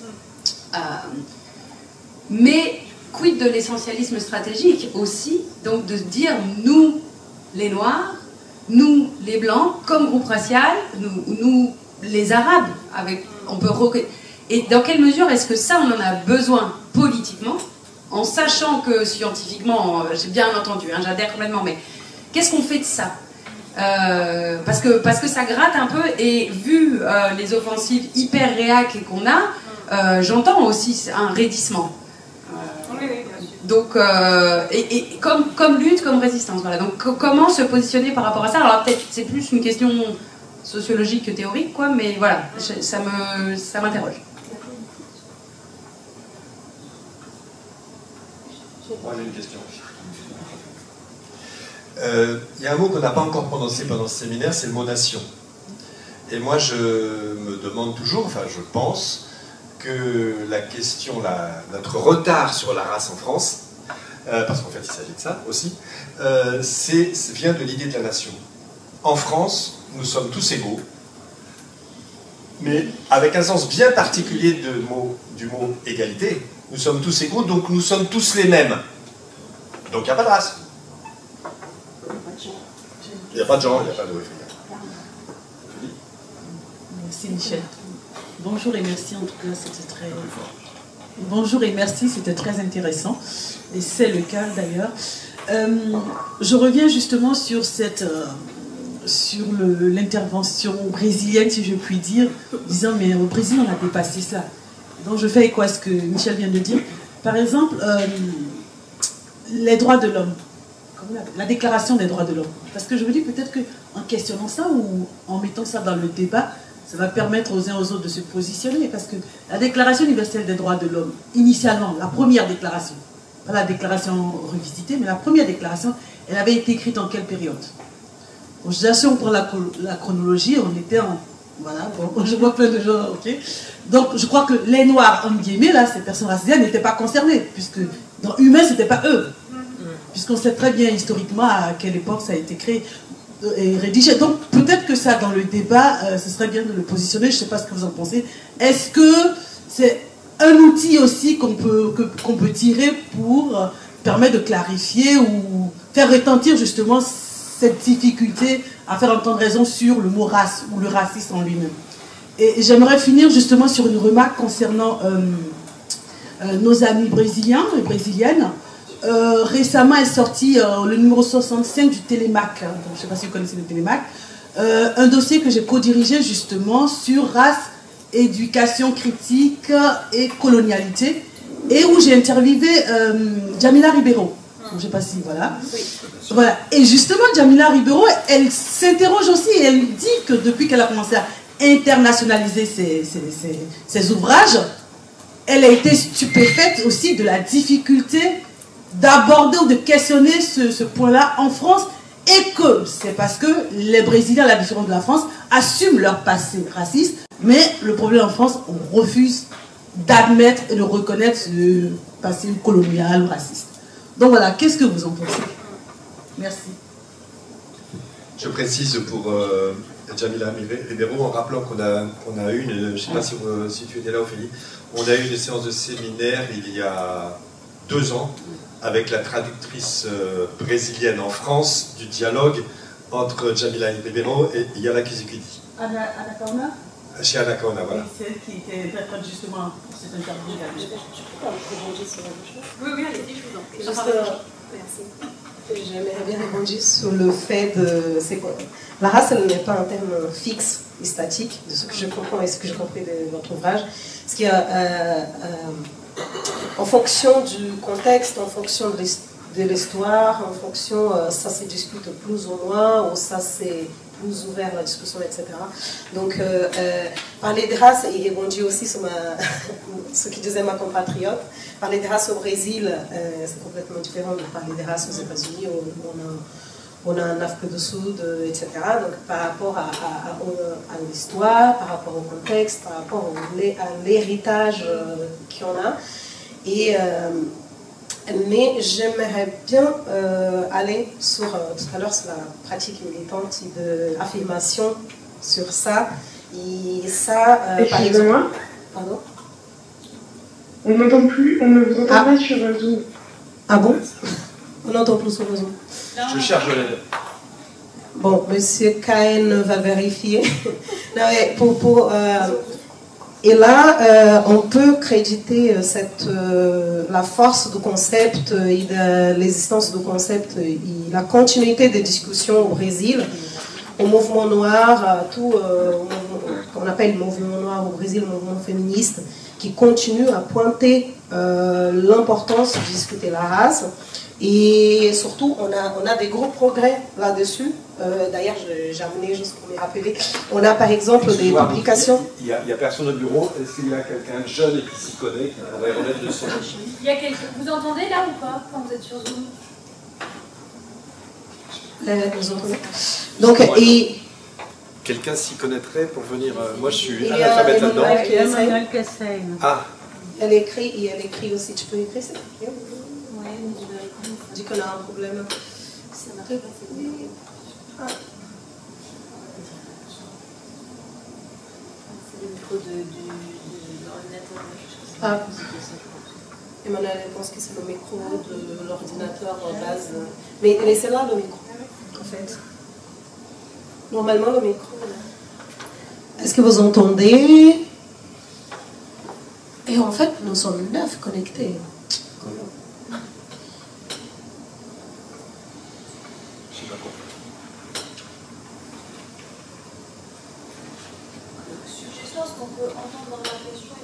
Non, toujours pas. Toujours pas. Et en se rapprochant là-bas, là où il y a les baffles. Vous pouvez essayer, s'il vous plaît. Est-ce que je suis à côté des baffles? Est-ce que vous m'entendez là? L'ordinateur qui fait la vidéo, c'est celui-là, c'est l'autre. C'est pas celui-là, c'est là-bas.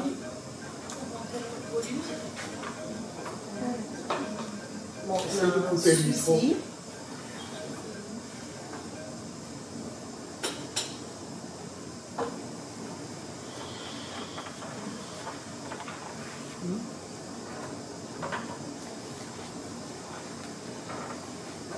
Si ça fonctionnait et que ça ne fonctionne plus alors qu'on n'a rien fait, on ne va pas trouver la solution.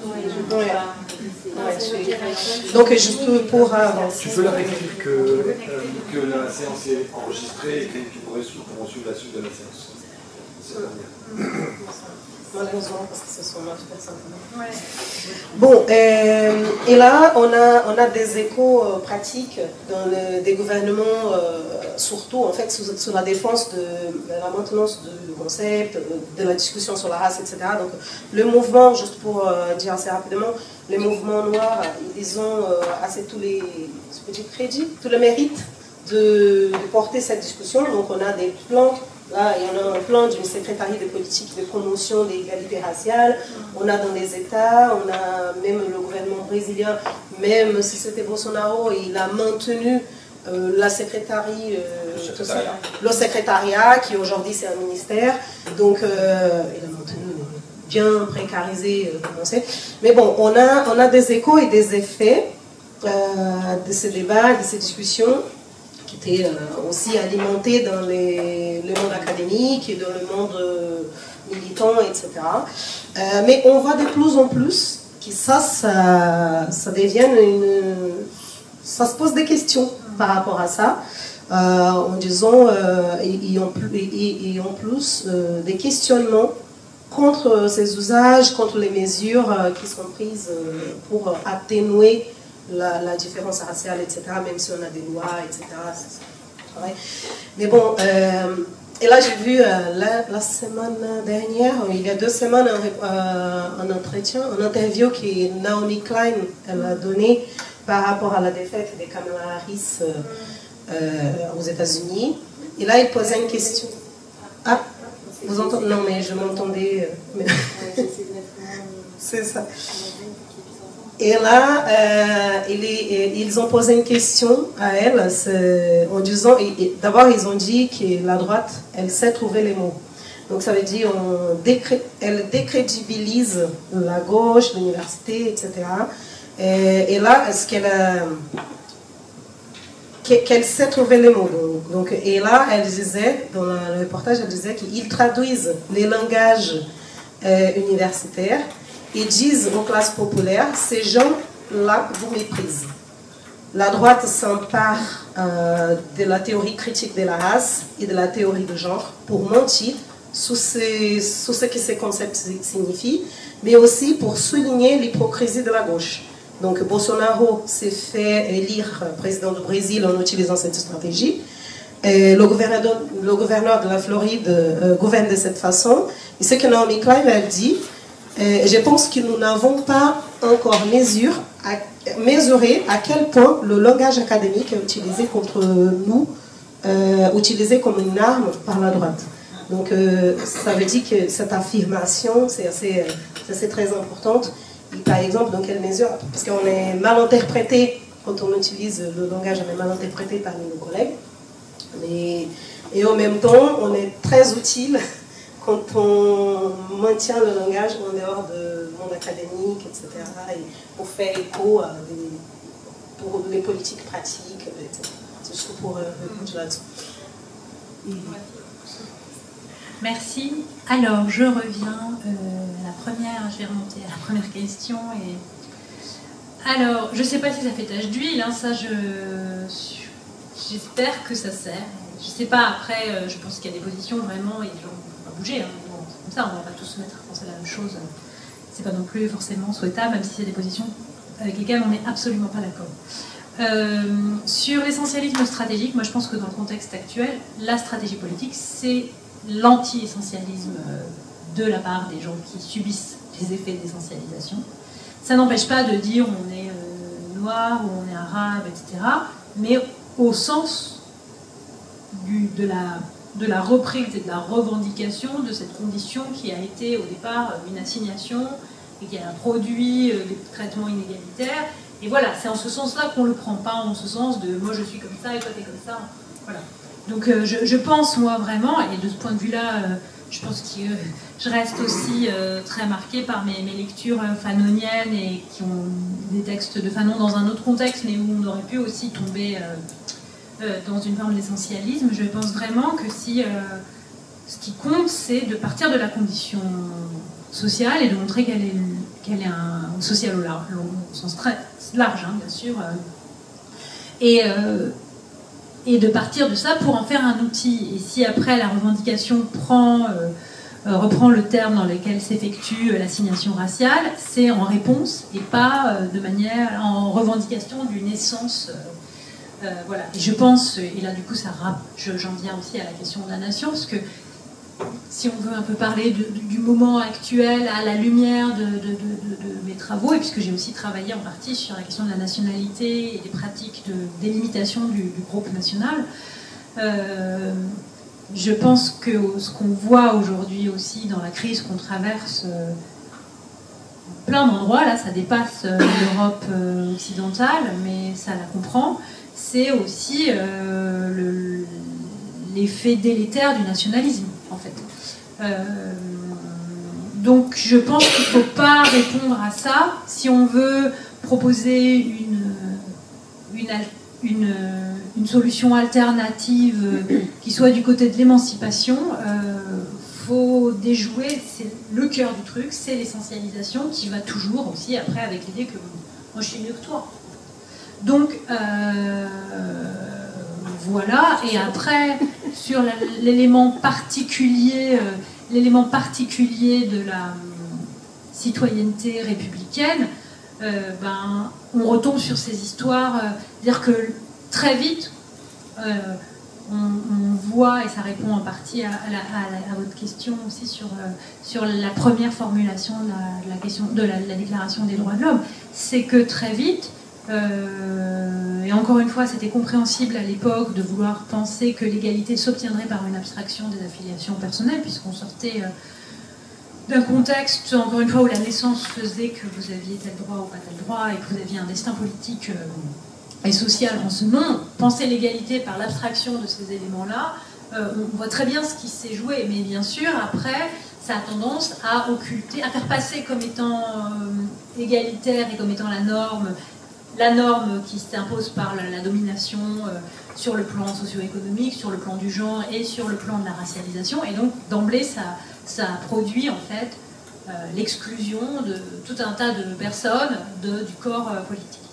Donc ça, c'est sûr qu'on continue d'être tributaire de cette idée que l'égalité, c'est finalement une égalité par l'abstraction, et donc aussi qui tend vers une identité entre les personnes, en fait. Et donc que tout ce qui est différent et particulier est un danger à l'unité, à l'homogénéité du corps politique, etc. Et ça, oui, c'est le cœur de la difficulté à laquelle on est confronté dans le contexte républicain français. Et puis après sur Jamila Ribeiro, oui bien sûr, mais c'est aussi pour ça que c'est intéressant la circulation d'idées, c'est-à-dire que ça permet justement de poser l'autre question d'une autre manière, c'est-à-dire de voir comment les débats se formalisent ailleurs, de revenir sur les propres points aveugles qui sont produits par les contextes nationaux dans lesquels on a nos propres productions scientifiques. Et puis, bon, moi j'atténuerais quand même un peu l'optimisme sur le Brésil, parce qu'en effet, le Brésil, au sens à l'université, le débat était ouvert, beaucoup plus ouvert qu'ici. Dans la gauche, dans les milieux associatifs, il y a, du fait de l'histoire du mouvement féministe noir, une pensée déjà voilà, des recroisements entre genre, classe et race, par exemple, etc. Mais l'ensemble, c'est pas du tout acquis à toute la société brésilienne. Et on a bien vu le retour en force après d'une société coloniale, raciste, sexiste, voilà, donc classiste, enfin voilà. Donc, et je pense que si on doit aussi retenir une leçon d'aujourd'hui, de ce qui s'est passé là, de tous ces revirements auxquels on assiste, c'est que voilà, c'est jamais gagné, en fait. Rien n'est jamais gagné, scientifiquement ni politiquement. Et quand les outils scientifiques qu'on produit aspirent à plus à des sociétés plus justes et plus égales, elles peuvent très vite. Voilà, le travail, c'est d'être là, encore une fois, d'une acuité constante, quoi. Et alors après, moi, j'attribuerais pas à l'extrême droite cette compétence de savoir trouver les mots. L'extrême droite, c'est juste parler d'une façon très simpliste. Et c'est sûr que c'est très efficace d'être simpliste. Je dis pas qu'il n'y a pas des gens qui sont des grands propagandistes, hein, et ça n'est pas le propre de cette époque, dans cette partie-là du spectre politique. Et après, ils usent du langage universitaire ou quoi, mais surtout, ils ont un énorme allié qui est l'anti-intellectualisme. Et l'anti-intellectualisme, il n'y a pas besoin de faire beaucoup pour le trouver dès qu'on sort de l'université. Donc, et c'est ça auquel on est confronté aujourd'hui. Et en effet, là où c'est compliqué, c'est que les relais qu'on peut avoir ailleurs, je pense aux médias, etc., il y a une partie qu'on est en train de perdre, puisque les médias eux-mêmes servent d'outils à cet anti-intellectualisme et à cette simplification. Je ne dis pas tous les médias, hein, mais que des médias très puissamment dotés servent ces enjeux-là. Donc après, encore une fois, faut qu'on fasse gaffe, nous, de ne pas être aussi surplombants vis-à-vis des gens qui ne sont pas passés par l'université. Et ça, c'est aussi une menace qui nous guette. Et puis, voilà, faut pas rater les occasions d'expliciter. Mais c'est compliqué, parce que les modalités aujourd'hui, quand on a la parole, je sais pas moi, à la télé ou quoi, bon, d'abord, on n'a pas la parole. Et puis, c'est pas des modalités, c'est très piégeant, en fait, parce qu'on n'a pas le temps qu'on a dans un séminaire. Et en fait, ce qu'on explique, ça demande du temps. Et c'est pas non plus en 140 ou 145 caractères, je sais plus là ce qu'il y a sur X aujourd'hui. Donc voilà, tout ça, ça ne va pas en faveur de la complexité qui est en fait au départ notre arme et notre force en fait. Mais je crois que du coup, il faut se saisir de toutes les occasions d'explicitation et voilà, et de dire, bah non, les choses sont... Et c'est aussi pour ça que je pense que l'essentialisme n'est pas la solution, parce que c'est encore de la simplification. Et que le nationalisme aussi, c'est de la simplification. Et donc voilà, on a beaucoup de fronts de simplification auxquels il faut répondre par notre travail, et peut-être en disant, même s'il y a une urgence, il faut se dire qu'on travaille sur le temps long. J'ai l'impression que... Attendez, il faut que... Qu'est-ce qui... J'ai l'impression que parler de seule simplification au sujet des discours de l'extrême droite, c'est un peu un piège parce que c'est faux. Il y a des formations, quand on voit la réflexion qui a été faite d'un auteur comme Gramsci par exemple, par des personnalités, des penseuses d'extrême droite, je pense qu'il ne faut pas parler uniquement de simplification. Je crois qu'il faut aussi... Oui, récupération, mais c'est une récupération érudite quand même. Et notre manquement, je crois, c'est justement de seulement qualifier ces récupérations-là de simplistes. Et à mon sens, on perd beaucoup en le faisant. Je partage juste un appel à désarmer l'Empire Bolloré, qui est tiré par les soulèvements de la Terre et qui, voilà, en janvier. Et il me semble que ça, par exemple, c'est un levier d'action de gauche qui peut être de gauche ou pas, comme tout. Mais voilà, c'est tout. De gauche.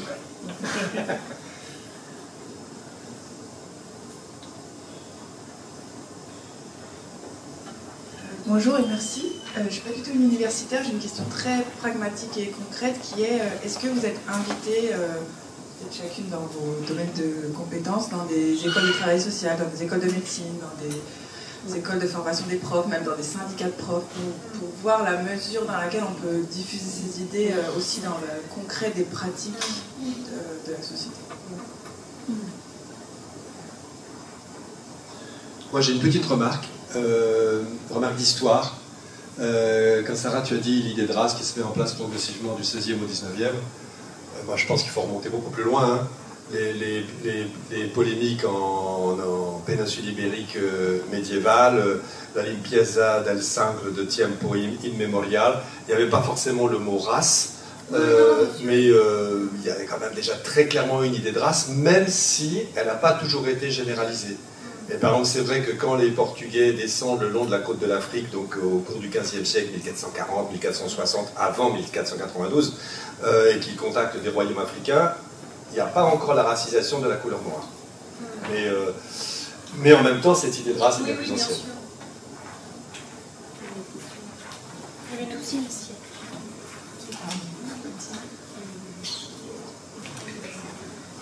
Bonjour. Moi, je n'ai pas vu les séminaires, je suis désolé, je suis arrivé en retard, mais cette question-là de simplisme de l'extrême droite, ça me soulevait quelques questions. Et moi, j'ai une question à vous poser. J'amène un peu les concepts de Jacques Rancière, qui dit qu'un individu il vient dans un milieu qui n'a pas les mêmes connaissances, les mêmes valeurs normatives, tout ce qu'on va écouter, c'est des bruits. Donc en fait, je pense je vous demande, est-ce qu'il n'y a pas énormément une distance des intellectuels, des universitaires vis-à-vis de cette population-là, et qui fait que tout ce qu'ils écoutent, c'est qu'il y a du bruit, et c'est justement comme ça que l'extrême droite et que les théories simplistes, elles arrivent à trouver un moyen. Donc voilà, c'est ça ma question. Merci.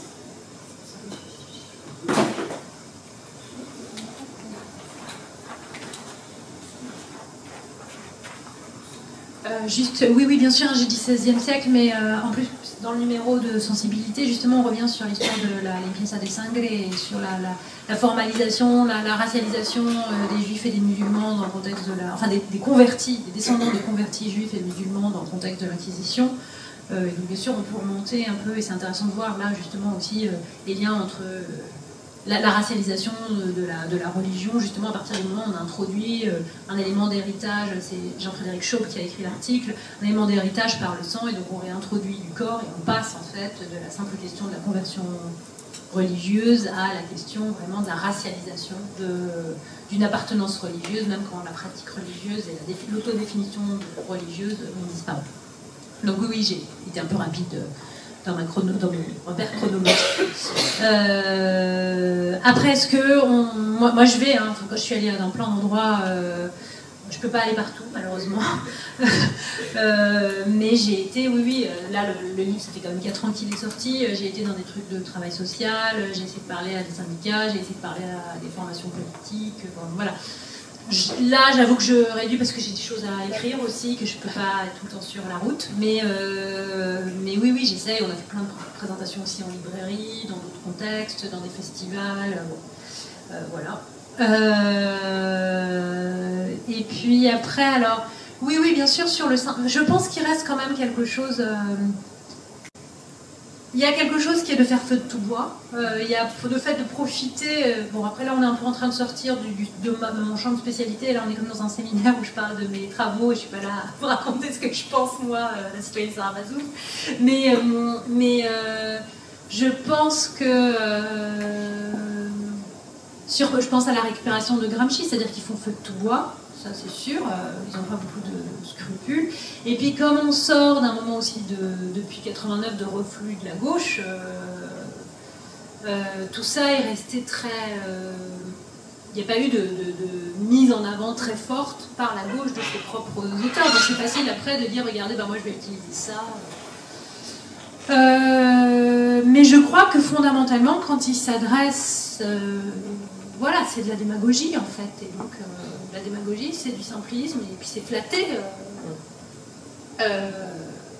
le public.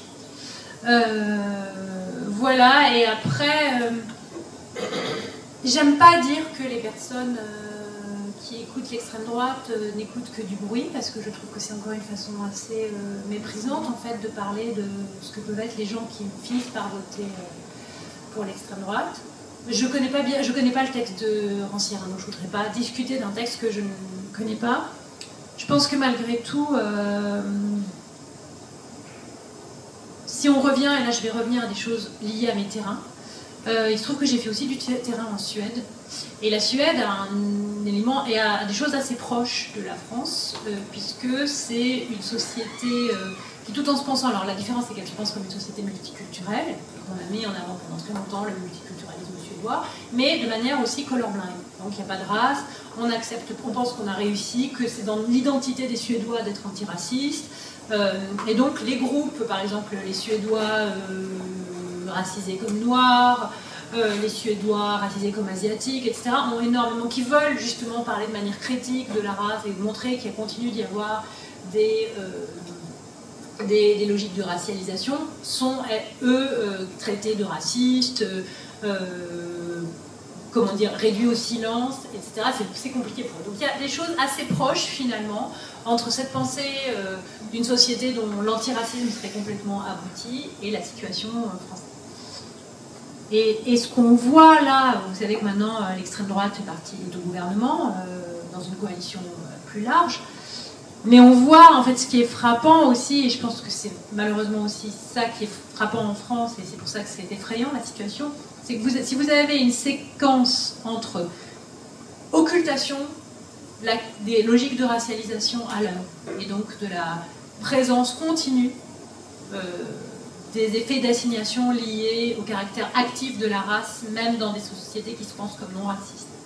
Et en même temps, des politiques sur le plan redistributif et économique sont des politiques néolibérales, donc il n'y a plus de redistribution, on casse l'État, les services publics, ce qui a été le cas aussi en Suède, de manière moins flagrante et moins forte, et bien on a très vite, on se tourne vers... C'est-à-dire que vous avez l'idée qu'il n'y a pas de racisme et que le seul problème c'est les minorités raciales, parce qu'on continue de dire, écoutez, il y a des problèmes, il y a du racisme, et en plus vous privez les gens des services publics, et vous cassez un système de redistribution basé sur l'impôt, en fait, vous obtenez en fait de manière assez rapide une montée et même des victoires de l'extrême droite. Et je crois que malheureusement, c'est ça la séquence dans laquelle on est dans beaucoup de pays européens, d'Europe continentale en tout cas, pour les raisons que j'ai dites, c'est-à-dire que l'occultation de la question raciale, elle est aussi dans l'idée que pendant très longtemps on s'est rassuré en disant que ça y est, on avait compris que le racisme idéologique c'était mal, et donc on a vraiment tout réglé, et on n'en parle plus, c'est réglé, c'est fini. Et en même temps, après, on a cédé aux sirènes du néolibéralisme, et donc voilà, ça fait cette espèce de configuration qui est mortifère. Voilà. Vous avez la parole, est-ce que vous voulez rajouter quelque chose? On a le temps pour une question encore. Vous voulez poser une question? Alors, 2 questions rapides. Bonjour, merci pour votre intervention déjà. J'ai une question, c'est par rapport en fait du coup à tout ce processus de racialisation. Et moi je trouve ça très intéressant notamment d'analyser ce processus, notamment qui a eu peut-être entre des populations considérées comme blanches entre elles. Et je voulais savoir s'il y avait ce processus qui s'était mis à l'heure, ou en tout cas, si un champ d'études pourrait être appliqué, ou est-ce qu'il y a des études, notamment en Europe orientale, notamment si vous voulez, les préjugés, en tout cas les conceptions que pouvaient avoir certains Européens occidentaux vis-à-vis des Européens orientaux. Je pense notamment à une forme de retard qu'il pouvait y avoir par rapport aux Slaves vis-à-vis, en fait, notamment des Blancs occidentaux, comme, notamment avec l'idée que, par exemple, la Russie, pendant très longtemps, n'a pas été véritablement considérée comme un État occidental ou un État, à la limite, qu'on pourrait rattacher à l'Europe, en fait. Et dans une idée, notamment, je pense aux nazis, qui avaient une conception, notamment, infériorisante des Slaves. Donc, est-ce que c'est vrai que, est-ce qu'il y a un champ d'études, ou en tout cas, est-ce qu'il y a des études qui portent sur ce sujet, notamment, c'est une question. Et Lara, tu voulais dire un petit point? Non? Bon, alors, dernière réponse. En fait, ce que vous dites là, ça fait partie de ce qu'on appelle les whiteness studies, en fait, de montrer que le fait, c'est pas la blanchité, donc le statut, la condition sociale liée au fait d'être le groupe dominant sur le plan racial, ou qui bénéficie donc les logiques de racialisation, ne se superposent pas systématiquement avec la question de l'incarnation. Et donc vous pouvez avoir des personnes qui sont de peau blanche, mais qui ne sont pas catégorisées comme blanches. On l'a vu, vous parliez des populations slaves. Au moment du Brexit, c'est ça qui s'est joué. C'est les personnes qui venaient d'Europe de l'Est, dont on ne voulait plus. C'est pas du tout les gens qui venaient du Commonwealth et qui étaient indiens ou nigérians ou pas. En fait. Donc, vous voyez, il y a ça. Dans le rapport avec les pays d'Europe de l'Est, sans doute, j'ai pas en tête de travaux, mais ça pourrait aussi être un champ de recherche, de voir ce qui se passe là. Il y a au minimum eu l'antisémitisme de masse en Pologne. Et puis voilà, après, si on repense à l'histoire des logiques de racialisation, je parlais tout à l'heure des Irlandais, mais la façon aussi de construire, comment l'antisémitisme européen, en pensant l'Europe comme étant chrétienne, disons, et blanche, a pensé les juifs comme non blancs, c'est aussi un grand moment où on voit que la question de la carnation de la peau ne joue pas dans la façon de catégoriser racialement les gens comme étant des greffes extérieures et des groupes inférieurs. Donc voilà, c'est tout le temps. Ça, c'est des travaux sur la racialisation partout. À l'inverse, vous verrez, si vous travaillez sur les logiques de racialisation en Inde, pour vous, vous allez voir que des Indiens, et entre eux, il y aura, entre les brahmanes et les intouchables, des gens qui vont se penser comme blancs ou plus clairs de peau, en tout cas, et des gens qui vont être pensés comme bruns. Donc ça, c'est le propre même du concept de racialisation, en fait, de montrer que ça joue tout le temps. Voilà, je crois que c'est tout. Vous vouliez dire tu voulais peut-être dire quelque chose, Emmanuel? Non, c'était plus, si on avait le temps, c'était plus pour t'interroger un peu sur ce sur quoi tu travailles en ce moment, pour voir sur ça. Alors là, j'ai pas encore de résultats, mais je viens de finir une enquête sur le ballet de l'Opéra de Paris. Qui me fait un peu me déplacer aussi, puisque ça ne sera pas que sur la question raciale, même si au départ mon interrogation partait de ça et d'autres choses. Je dois dire qu'au départ il y avait aussi la suite d'un travail en postdoc sur les rapports entre autonomie et responsabilité dans la prise en charge des jeunes, et moi j'avais fait ça en mission locale, et je me disais que ça marchait aussi pas mal pour la formation des danseurs, notamment à l'école de l'Opéra de Paris, mais même ailleurs. Et donc c'est comme ça que je suis venue petit à petit à travailler sur la danse classique dans cette institution particulière. Et voilà, et donc là je relis mes carnets de terrain avant de commencer à écrire. Et donc le prochain livre chez Anna Mosa, le titre ça sera Le Pied. Peut-être. J'espère que ça sera un peu plus large. Mais en tout cas, il y a un élément qui est lié à mon enquête préparatoire que j'ai faite auprès de profs de conservatoire d'arrondissement, donc avant le terrain Algebra, sur voilà, cette question du pied cambré et donc du pied plat ou pas, et la façon dont ça devient un support de racialisation à partir d'un discours sur les compétences, les aptitudes physiques qui permettent ou pas de monter sur les pointes ou sur les demi-pointes, et donc comment après ça donne lieu à une racialisation inattendue. Voilà. Je pense qu'on peut applaudir.